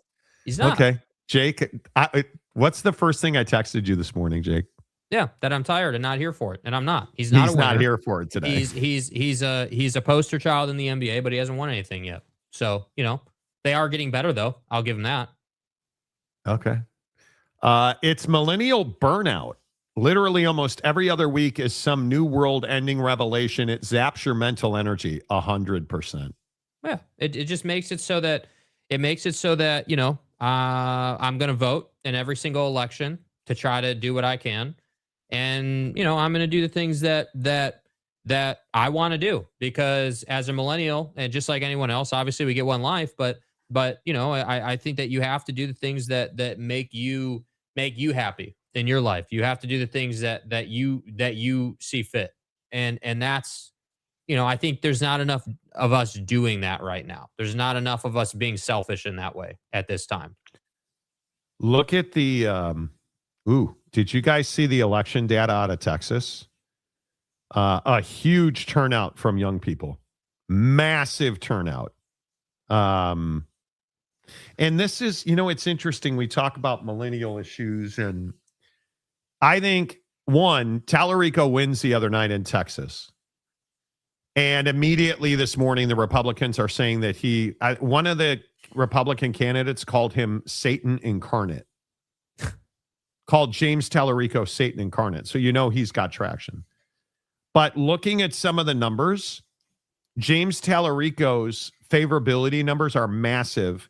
And amongst millennials, the number one attribute for Tallarico is he's being positive. Yeah. Positive. Yes. Overwhelmingly, people under 35, when questioned, said that they followed Tallarico on his social channels because he was positive and talked about issues germane to their life. Yep, that's exactly how. Not to cut you off, but that I will double down on that. That's exactly how I found James. He popped up in my feed, and I started watching his content. And I'm very, again, I am extremely wary of just being like, oh yeah, I support this guy off of like 2 TikTok clips.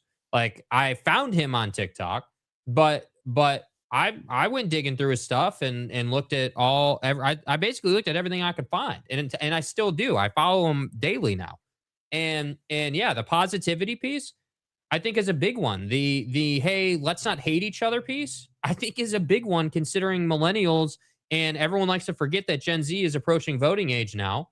When you have the 2 youngest groups in the country who have been, really have gone through huge struggles in our country multiple times at this point. Like, yeah, positivity is a welcomed ingredient out of a political candidate. When asked where they first heard about James Tallarico, 18 to 34-year-old voters said FYP pages on social media, For You page on social media. Yep. That's who we are as a society now. And it's very interesting part of this conversation about how negative things have gotten. And I think it is what I like about Tallarico, more Christian than most that oppose him, but he doesn't beat me over the head with his Bible that he's holding upside down. Nope. Right? Like, James Tallarico talks about his Christian faith, but does not tell me I'm a bad Christian, or that James Tallarico is talking about issues that impact all of us: home ownership, cost of goods, values. He's talking about things that impact Texans every single day. John Cornyn is not. Right? And you look at Paxton versus Cornyn. Does an 18 to 34-year-old have anything to hang on to with John Cornyn? No. He's an old man. What is James Tallarico? Absolutely not. An old man. He's a young guy. But he's what a is young he? guy. He's a white male, which is what you need to be in our political climate to win. Which is why he's dangerous. And I know that's not sexy. I know that people are like, oh, what do you mean white male? Well, look at our political system, dude. When's the last time a woman won the presidency? Never. And how many times out of all the elections have we had has a person of color won the election? Once. Especially for president. Once. And Barack was all time. So I'm just telling you, man, it is. What was Barack Obama when he won the presidency? Young, energetic, and positive. Yep. And if you look at Tallarico, hell, you even look at, has anybody noticed the complete flip in direction from Gavin Newsom? Mm-hmm. Has anybody paid attention to that? Gavin Newsom is no longer pounding Donnie on the negative. He used that strategy to elevate himself to a candidate. And now what's he talking about? Real world issues and solving real world. Democrats need to be more normal. You look at the messaging coming out of the leading Democratic voices, and you quickly begin to understand, I think they're paying attention to the older Gen Zs and the the core base of the millennial generations. Yeah. Because those are the people that are voting. Yep. The numbers, if you go look at the numbers in the Texas elections, it is shocking the demographics of the people who turned out. And what else is shocking is it wasn't just the rich elites in North Texas. It was North Texas to the southernmost point. They turned out all over the state. Mm-hmm. It's incredible. Because what do people do? And this is what I think that the negativity piece in politics forgets. We as people are emotional beings, right? Like, Yeah. obviously emotions are a big part of our existence. And it's been, and I would even contend this isn't unique to Donnie. Donnie has just taken it to a more extreme level. Generally speaking, no matter who you're talking about, politics is a pretty negative venture. I think we can all agree on that. And I think that when, as people, we like to do things that feel good. It's why I'm a fat ass, right? It's why we like to eat. It's why we like to do things, because it feels good. So the James Tallarico coming in with a positive take is really smart, dude. It's a smart play, and I understand that he's not a perfect candidate. He has flaws. Nobody is. Nobody is, but I think that I guess I just appreciate that the message is positive and that the message is about liking each other again and loving thy neighbor, as he says constantly. Do you guys understand? And I don't think Tallarico necessarily turned the voters out. I think what's going on in the world turned the voters out. Yeah, people are pissed off, dude. There's no The doubt. total number of votes, it's shocking how few Republicans voted in this election. It is, you look at the numbers in Dallas County, or the early voting numbers in Dallas County, only 63,951 Republicans turned out. That's wild to me. Versus in Collin County, 68,000. Like, I'm telling you, Republicans in major metropolitan areas are turned off. They're turned off. And it is really going to be tough, in my opinion. It is really going to be tough, in my opinion, for somebody to beat Tallarico in Texas. Mm-hmm. I think it is going to be very, very difficult. Jake, are you, I know the answer to this already. Where are you at with Logan Paul versus Tom Brady? Yeah, I mean, I think that Logan Paul is somebody who is, again, a clickbaiter, right? An all-time clickbaiter, an all-time, viewer capture type guy. And one of the things that really bothers me about the Logan Pauls of the world is that they're constantly going after people, dude. And again, this plays right into what I was saying about other things, but there's been this whole thing where, like, you guys remember that Tom Brady, sat down with Logan Paul, and they have this flag football event going on. It was going on in Riyadh, but now it's allegedly being moved back to the States. And so Logan Paul and Tom Brady had that back and forth we played last week, when Tom Brady said that just because you ran for X amount of yards in high school doesn't mean you're like one of the most elite athletes. And then, you have Tom Brady then releasing this clip where he, calls Logan Paul not such a nice name when he's playing, I guess, working out with Gronk. Logan Paul he's an entertainer. I mean, he has shown a lot of skills in those combat sports, but to actually have the skills, he's a football, I don't know. I just don't know. I don't know if he's got it. Come play with the big boys. You're lucky you won't get hit. Wow, I didn't know Tom became such a shit talker. Okay, first of all, how much of a meathead are you, Gronk? You're an all-time meathead. We knew He's that. a huge meathead. Yeah, we knew that. So, like, there's that. But, like, Logan Paul then does this whole thing where he does this thing where he pops up in different locations, which is my first problem with him. He's always going around and, like, he's in different locations, and he's always got his bearded friend here that's always sitting next to him when he does all these interviews, which I also think is really weird. And he has this problem with Tom Brady and goes on this whole diatribe about boxing all these other football players. I'm just like, dude, you're just such a schemer, bro. You are Schemer. you are the epitome of bro that I don't have time for. And that's what annoys me about Logan Paul, dude.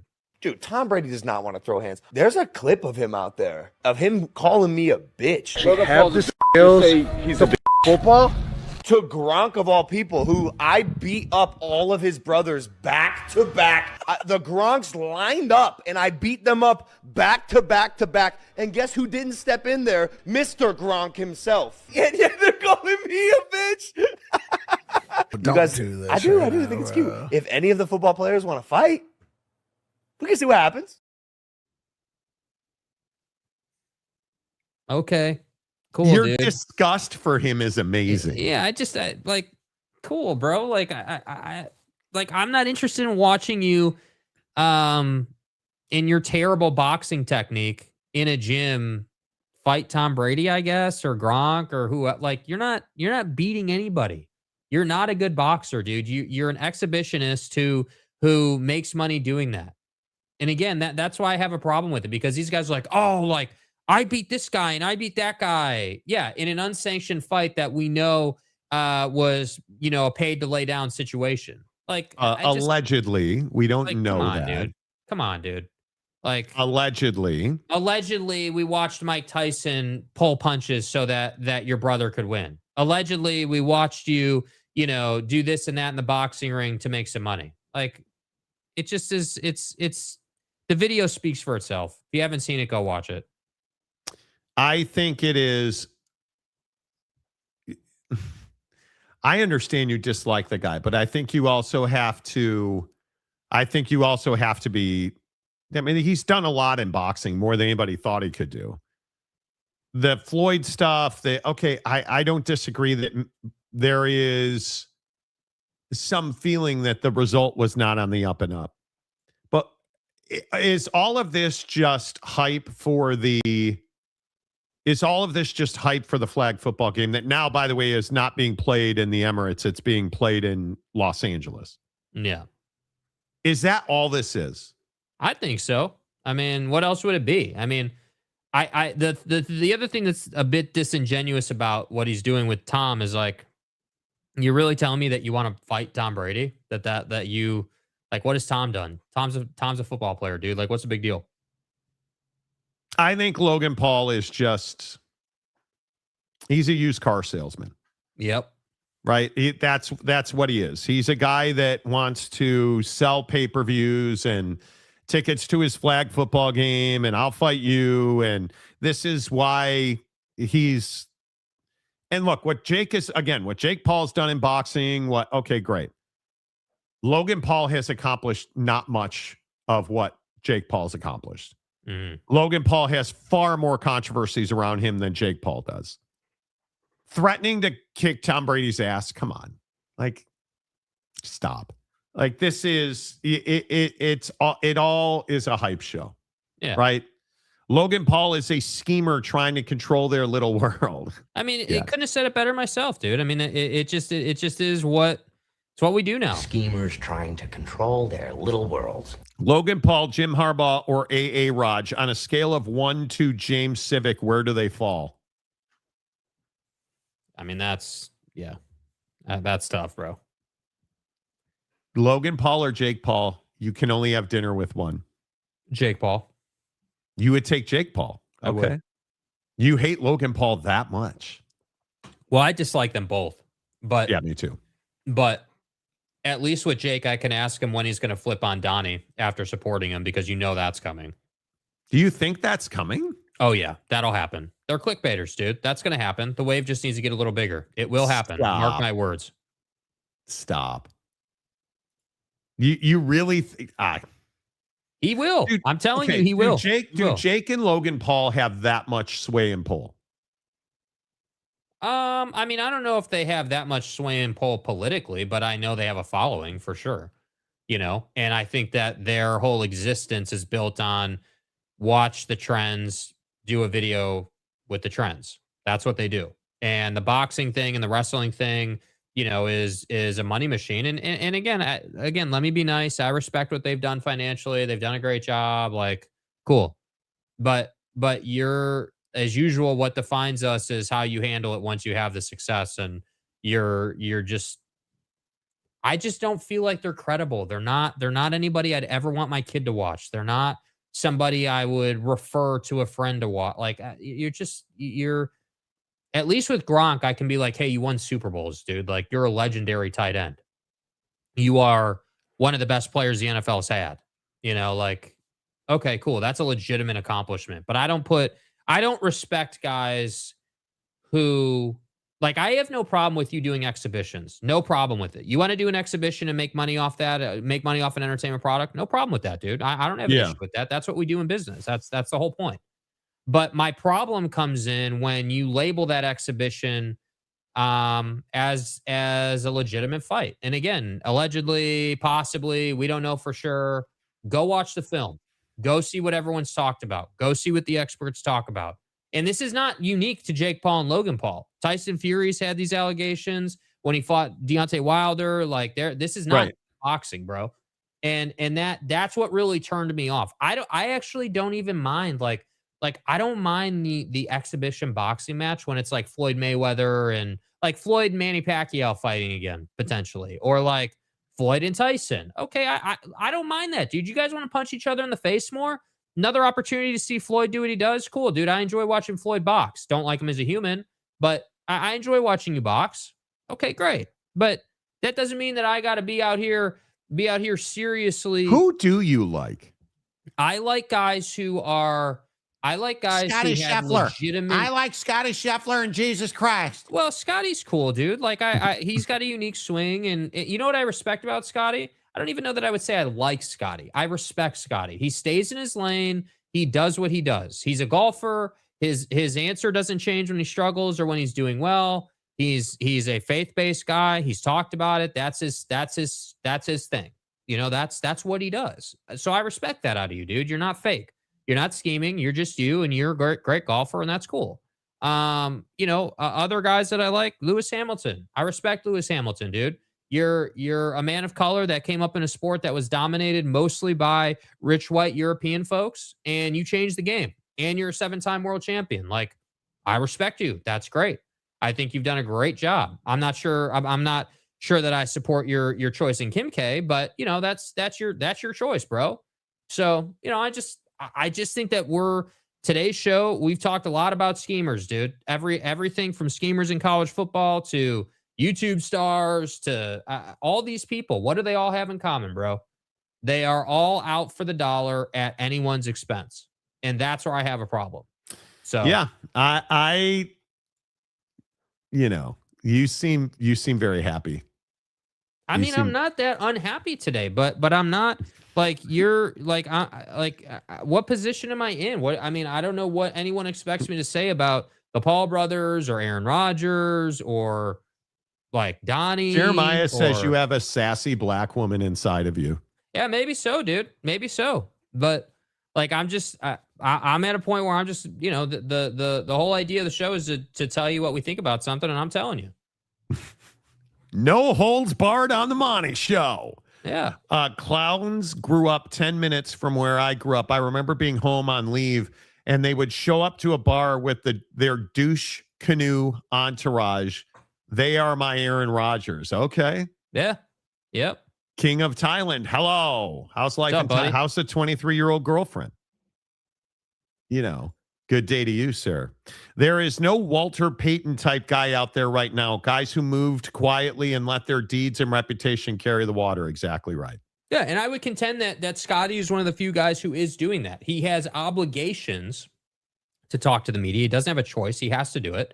And I just think that he's honest. I think that he has not misstepped yet. Now, will he in the future? I don't know. Maybe so. Maybe. But maybe that'll happen. Maybe he'll get arrested again. He'll get arrested again. But see, that's a great example, right? Why is Scotty's arrest an all-time moment that didn't blemish him? Because he was arrested in such a form or fashion that people wound up finding a little bit ridiculous. And then the fact that he was in a jail cell the morning of and then went out and did what he did at the tournament is just incredible. So I just think it adds to the lore of Scotty Scheffler. But like, other people that I respect people who are on their grind, they make a difference, they're honest with you, and if they happen to make a buck along the way, that's great. And 9 times out of 10, you will make a lot of money on the way if you're just genuine with it. Okay. I like it. I appreciate you being a red ass today. Gabriel, oh my goodness, seeing you guys talk about Magic City yesterday made me cry laughing. The NBA is messed up. So messed up. Yeah. It's an So incredible... messed up. The fact that there was no indictment from the league office about strip club night is wild. Okay. It is amazing. He was arrested by the Iraq. I believe that's true. I believe that's true. 32 and she is great. Might have a teaching job at a Catholic school in Hua Hin. Interview went great. Need a purpose, although love the beach. Well, good for you, dude. U.S. Americans. Good for you. That's awesome, man. I'm really happy for you. And I hope that's exactly what you want. See, King of Thailand is that guy that we all need to aspire to be on some level. Mm-hmm. He wanted to move to Thailand, so he did. Now, he's 97 years old and he's dating a 20-year-old. Yep. I think those are the accurate ages. I could be wrong. Mm-hmm. Could be off by a month or two. Yeah. He's Bob crafting that thing. You know. He's Holly rowing that thing. Yeah. But live that life, dude. I'm a big believer that you gotta live your best life. That and Scotty leaned into the jail thing in the Happy Gilmore movie. And if you have a life unlike such as and like myself and stuff, I watch YouTube golf, and Scotty's been on a couple of YouTube golf channels laughing about and telling the story about seeing himself. He was when Scotty Scheffler got arrested last year. I can't even remember what event it was at. Was it at the PGA Championship at Valhalla? I believe it was. I think so, yes. So Scotty Scheffler got arrested trying to drive into the tournament, and I'll see you in Valhalla. They take him to jail. He's sitting in the jail cell doing stretches because he knows he's going to go play. So he's in the cell stretching. Doing calisthenics in the jail cell. And there's a TV off in the distance where he can see himself being arrested. Yeah. And he's like, God damn. But see, that's what I mean. Like you would agree that Scotty just seems like a decent human being. Like he seems like a good dude. Yeah, but he plays professional golf. Yeah. Like they're very human people. It's the Anthony Kim story. Mm-hmm. Jordan Spieth, Justin Thomas, like those guys are real dudes. Now they're multimillionaires, so we don't have much in common with them. But Scotty golf is what we have in common, though. That's the thing. Well, but I'm a better golfer than they are. You know, right? Dude, I was chipping in my living room yesterday, and just being a lunatic about it. It was so much fun. You have to laugh, right?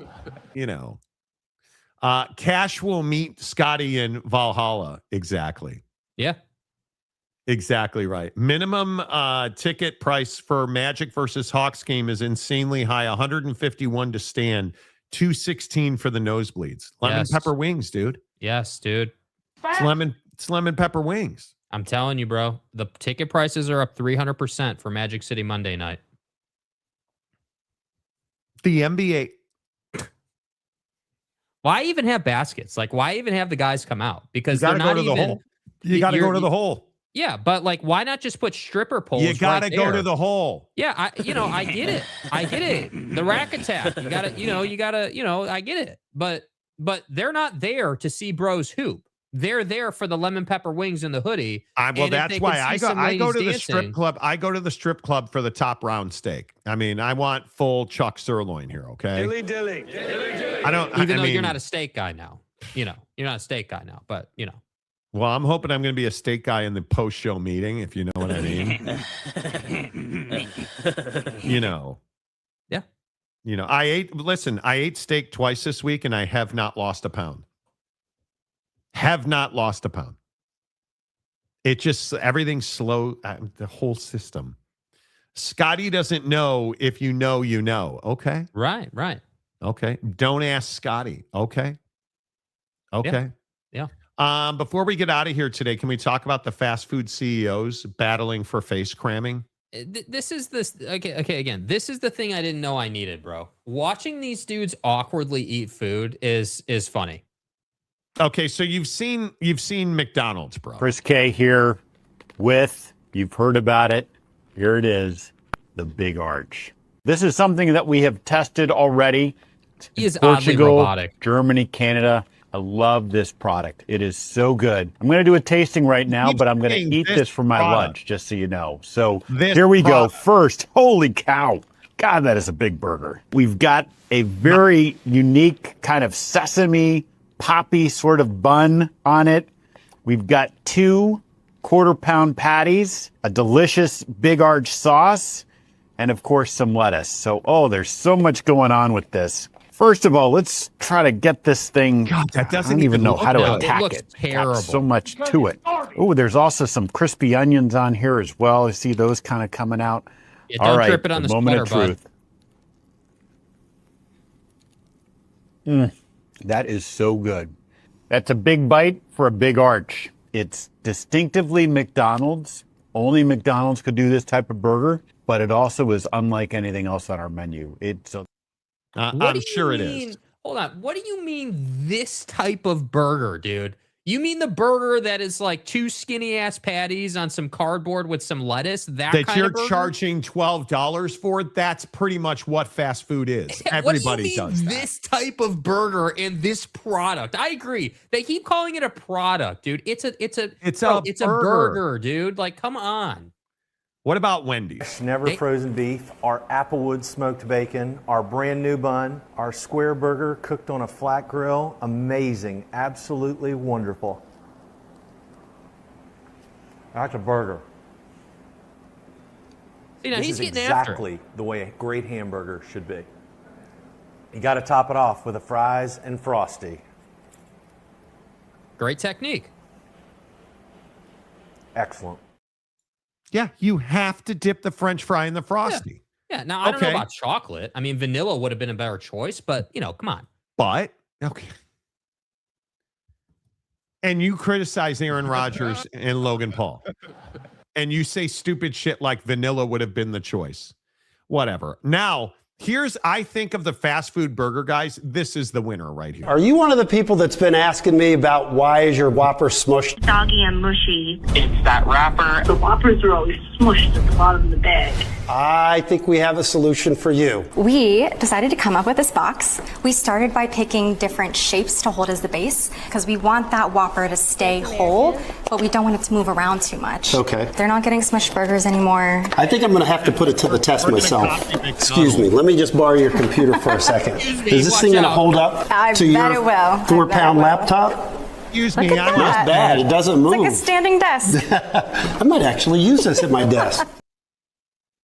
But the video that I wanted to see that, of course, Jake didn't get was the Whopper getting mashed by that CEO. He went all in on that Whopper. But, of course, we all know, in honor of Big Daddy Magic, you can't talk fast food without Taco Bell. Luke Barnett. I am the interim CEO of Taco Bell. We just thought we'd join this fun little challenge with you guys. So I'm going to take you along. Yeah. This is what I'm eating for lunch today. Let's see what we packed. This is what I eat pretty much every day. I am the stash, CEO dude. of Taco Bell. Oh, this is one of our legacy products. This is a soft taco. Should have gone to Del Taco, bro. Sprinkled in. It's good for you. And the meat, while it does come from a meat gun, it is the highest quality meat that we could get at the price point. So yeah. Let's go, buddy. Now watch the technique. Just going to I love take this. a bite out of this taco. Hesitantly.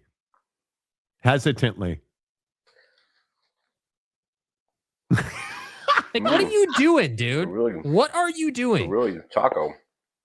Throat slam that thing. I can see people all around the world why they enjoy this every day. This is the first time I've ever had nice one. Little flavor to it. Did he just spit something out It into comes in a that 3-pack. napkin? Yes. It's on the value menu. It's a good deal. $189 a taco usually. Look at him fingering that taco. I'm just going to take another bite out of it. Yeah, it's so good. Mm-hmm. Mm-hmm. Yep. Yeah. That is a totally real taco. And I think it's one of those things where a totally fake taco, dude. Taco Bell's tried to keep the prices very fair to people around the world, so everybody can afford it. A meal when they need to. And yeah, this is my lunch at Taco Bell, and on to you, Chick-fil-A. Okay, first of all, that's the worst of them all. Like even robot McDonald's guy is better than that one. But then second of all, why are you spitting it out in the background as if we didn't know that? Excuse me. Why did you post that? Why did you post that? I don't understand why you posted that. Like, at least have the guy eating a chalupa or a gordita or like. Yeah, nobody has a single taco for lunch, by the way. We have like 10 of them. Like, don't you know that? Line them up. Five crispy, 5 soft, hard, get hard. Like, Yeah, I mean, come on, dude. Sucking a ding dong. Like, we know what it is. Yeah, I guess we know he's a spitter now. Now I don't want to eat any fast food for a month. These dudes didn't help. Yeah, do you know? Did you guys notice the sales job around the meat gun? Did you hear what he said there? Hey, like, albeit that this meat comes out of a meat gun, which I don't even know what a meat gun is, but hey, dude, it comes out of a meat gun and it's the highest quality meat we could get at the price point. Here, let me fix it for you, Stash Bro. Hey, it's super cheap meat that we got at a great deal that comes out in a slurry out of a meat gun. Thanks, bro. That's how you could have said it instead of corporate easing it.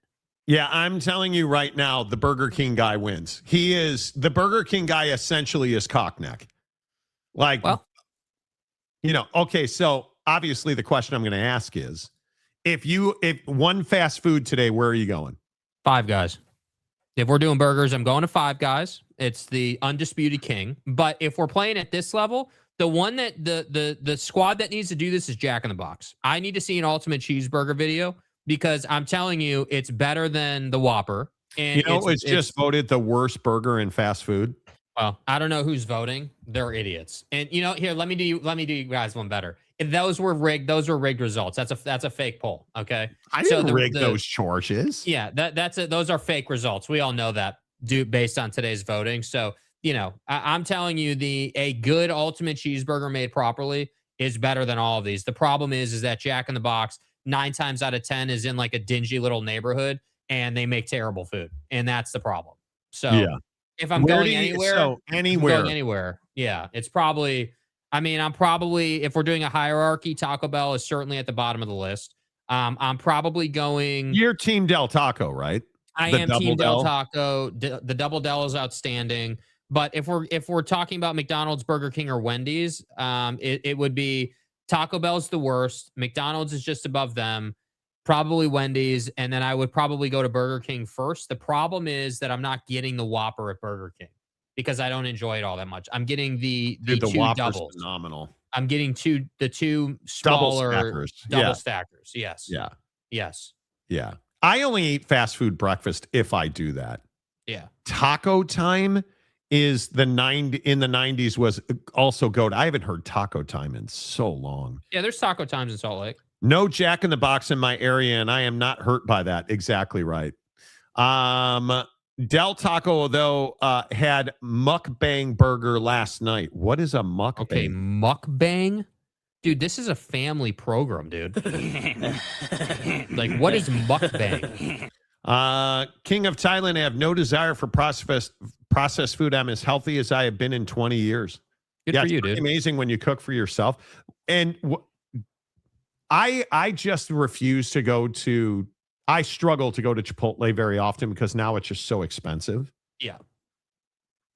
I can't envision myself eating French fries right now. Mm-hmm. I just don't crave them anymore. Yeah. And I used to be a French fry guy. I just don't crave them anymore. Mm-hmm.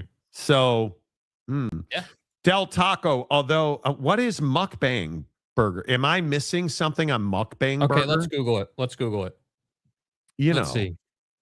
What is... Those damn mukbang videos just creep me the hell out. What am I missing? Mukbang.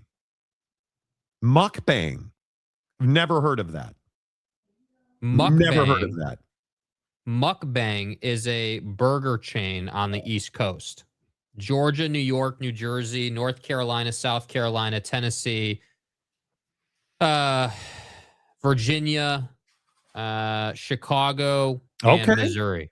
So never heard of it. Yeah, they are a East Coast chain, which is why I haven't heard of it.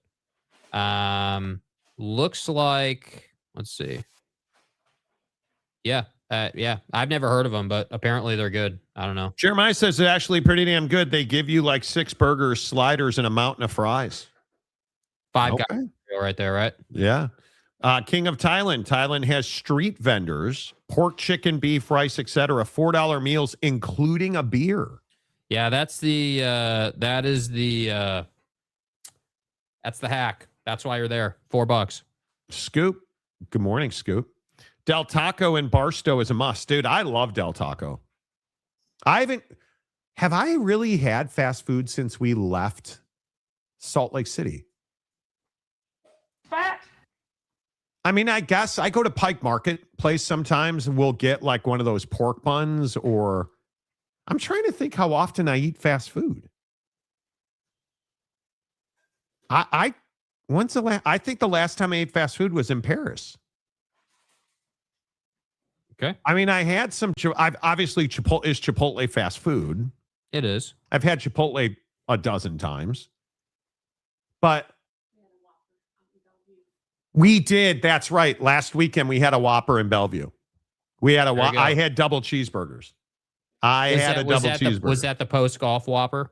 No, that was running errands Whopper. So the post golf Whopper will probably be this Friday, but we'll see. You know, if you guys are ever in Colorado, you need to make it down to either the Springs or risk going to Pueblo for a slopper.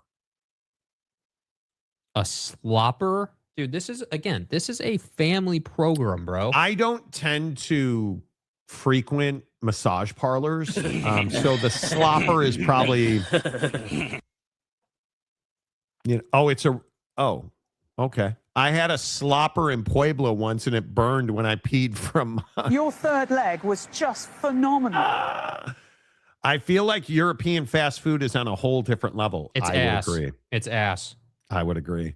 You mentioned Mr. Chow's when you were in London. Places crazy expensive, I realized. Dude, Mr. Chow's is amazing. You don't go to Mr. Chow's to save money. Pay that man his money. Dude, but that's the best meal experience I had on that entire trip. Yeah. It was so stupidly enjoyable. Yes. Unbelievable. You know. It's a burger smothered in green chili. Oh. See, I'm not that guy. I don't love like just a sloppy mess of a burger. You know what I appreciate? I really appreciate a nice, well put together burger that has proper proportions. And that's my issue with fast food burgers. You get a ton of bun and not a lot of meat and a ton of sauce and lettuce. Well, the problem is I just don't eat that stuff, but maybe once a month, once every 6 weeks. Dude, if you make an at-home turkey burger, it's not terrible for you. If you just get your typical ground turkey, you make it at home, that can be a really good burger experience. Yeah, I think when you get in the groove of cooking whole foods at home, it's really tough to eat fast food. Yeah. But dude, there's nothing like what was the burrito place we used to go? Beto's. Yeah. Give me a Beto's pico salsa burrito every day. Whole pinto beans. That doesn't mean that it doesn't taste good or I don't like it. It's just not good for you. Eating 1,000-calorie burger is not good for anybody. It just doesn't, it's not what you want to be doing. Right? Like, so, but when you learn to get into that groove of cooking and you're making ground turkey and fresh vegetables, and my wife's making sweet potatoes that I'm going to have for lunch today. Like, do you know how difficult it is to beat that? Like, I'm telling you, sweet potato, ground turkey with salsa, forget it. It's the best thing you're ever going to make. And cooking at home is just, it's better. It's better for you. It tastes better. It's cheaper. Like, and I go back to it tastes better because the steaks I made at home are so good. Oh, by the way, late contender for comment of the day with this one. I think James was looking for the slopper at Magic City. That's wild. That's wild. Jeremiah, I hate spicy food. I am the whitest black Mexican ever. Dude, I am so Caucasian. I am so Caucasian. It's wild. I decided yesterday that for a whole month, I'm not buying fast food. You'll save a lot of money. Damn it, Monty. You and that effing ground turkey. Why do you hate America? Because ground turkey is so good. I'm gonna make that thing I described the other day on the show where you take a tortilla and you smash ground turkey on that tortilla, like in a circle. You flip it upside down so the tortilla's up and the turkey's on the pan. You put that thing in the oven for 15 minutes, and then you have yourself the most amazing taco. You slice fresh avocado. You put some pico on there. Gas, dude. Yeah, boy. I love cooking at home, doing dishes after, not so much. I'm not allowed to do dishes. My wife does them. What a tough life, dude. My wife will not let me even look at the dishwasher. I'm just not allowed to. I'm not on her level washing dishes. No class. To which I say, you're exactly right, sweetheart. Yeah, knock yourself out. Why not ground chicken? I don't enjoy, I got to be honest, Mike. I don't enjoy ground chicken as much as I like just a chicken breast or a chicken thigh. Yeah. Ground chicken for me is not as enjoyable. Yeah. I don't eat bread like I did in the U.S. and I think it was my biggest issue. Dude, bread is amazing, but it's also awful. Yeah. Luckily, my roommate does take care of a lot of the cooking and the cleaning, so that's nice. Okay. Oh, yeah. Well, I mean, ground chicken versus ground turkey, dude. I'm not superior in the ground realm. Chopped chicken breast, excellent. I don't know ground chicken. I'm just going to make chicken nuggets, dude. Well, I had Impossible Nuggets. Yeah, that's I had Impossible Nuggets 2 days this week, and they are. And the thing is, too, like if you do so good. If you, instead of getting ground chicken, if you just air fry your Impossible Nuggets or your chicken nuggies, and then you just take a cutting board to them, just cut them up, you're going to see it gives you a nice texture and a crunchiness while getting some chicken. It's easy. I know people mock me for it on this show. Impossible Nuggets, so good. Yeah. They are so good. U.S. bread has way too much sugar in it compared to other countries. You got to eat Dave's Killer Bread. Yeah, dude. 60 calories a slice. Get the Power Seed. Who doesn't want Power Seed on their bread? Yeah, I mean, Power Seed is clearly superior to any other seed. I mean, chicken we burger, all know that. The chicken biggest burgers load that we've seen. are amazing. Chicken burgers are gas, dude. Yeah. I don't care what anybody says. Dino Nuggets taste the best. They do. Nah. Nobody's arguing that. Ground turkey, smashed sweet potato, Greek yogurt, spinach, and some good veggies in a do-it-yourself bowl. Gas. So good. Gabriel, Impossible Nuggets are way overhated for sure. Dude, they're really good, bro. Yeah, they're air really fry good, Impossible Nuggets. Yeah. Your life will change. Yeah. Your life will change.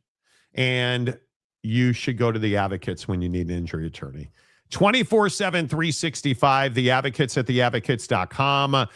The best part is you never reach into your pocket to pay the Advocates because you don't pay the Advocates unless and until they win your case. So get to theadvocates.com right now. Car accidents, please, this weekend on the road, you guys, eliminate the distractions in the cockpit. I'm a bad person. Eliminate the distractions, drive safely, but if the worst happens, get the best at theadvocates.com. Until tomorrow, say goodbye, Jake. Goodbye, Jake.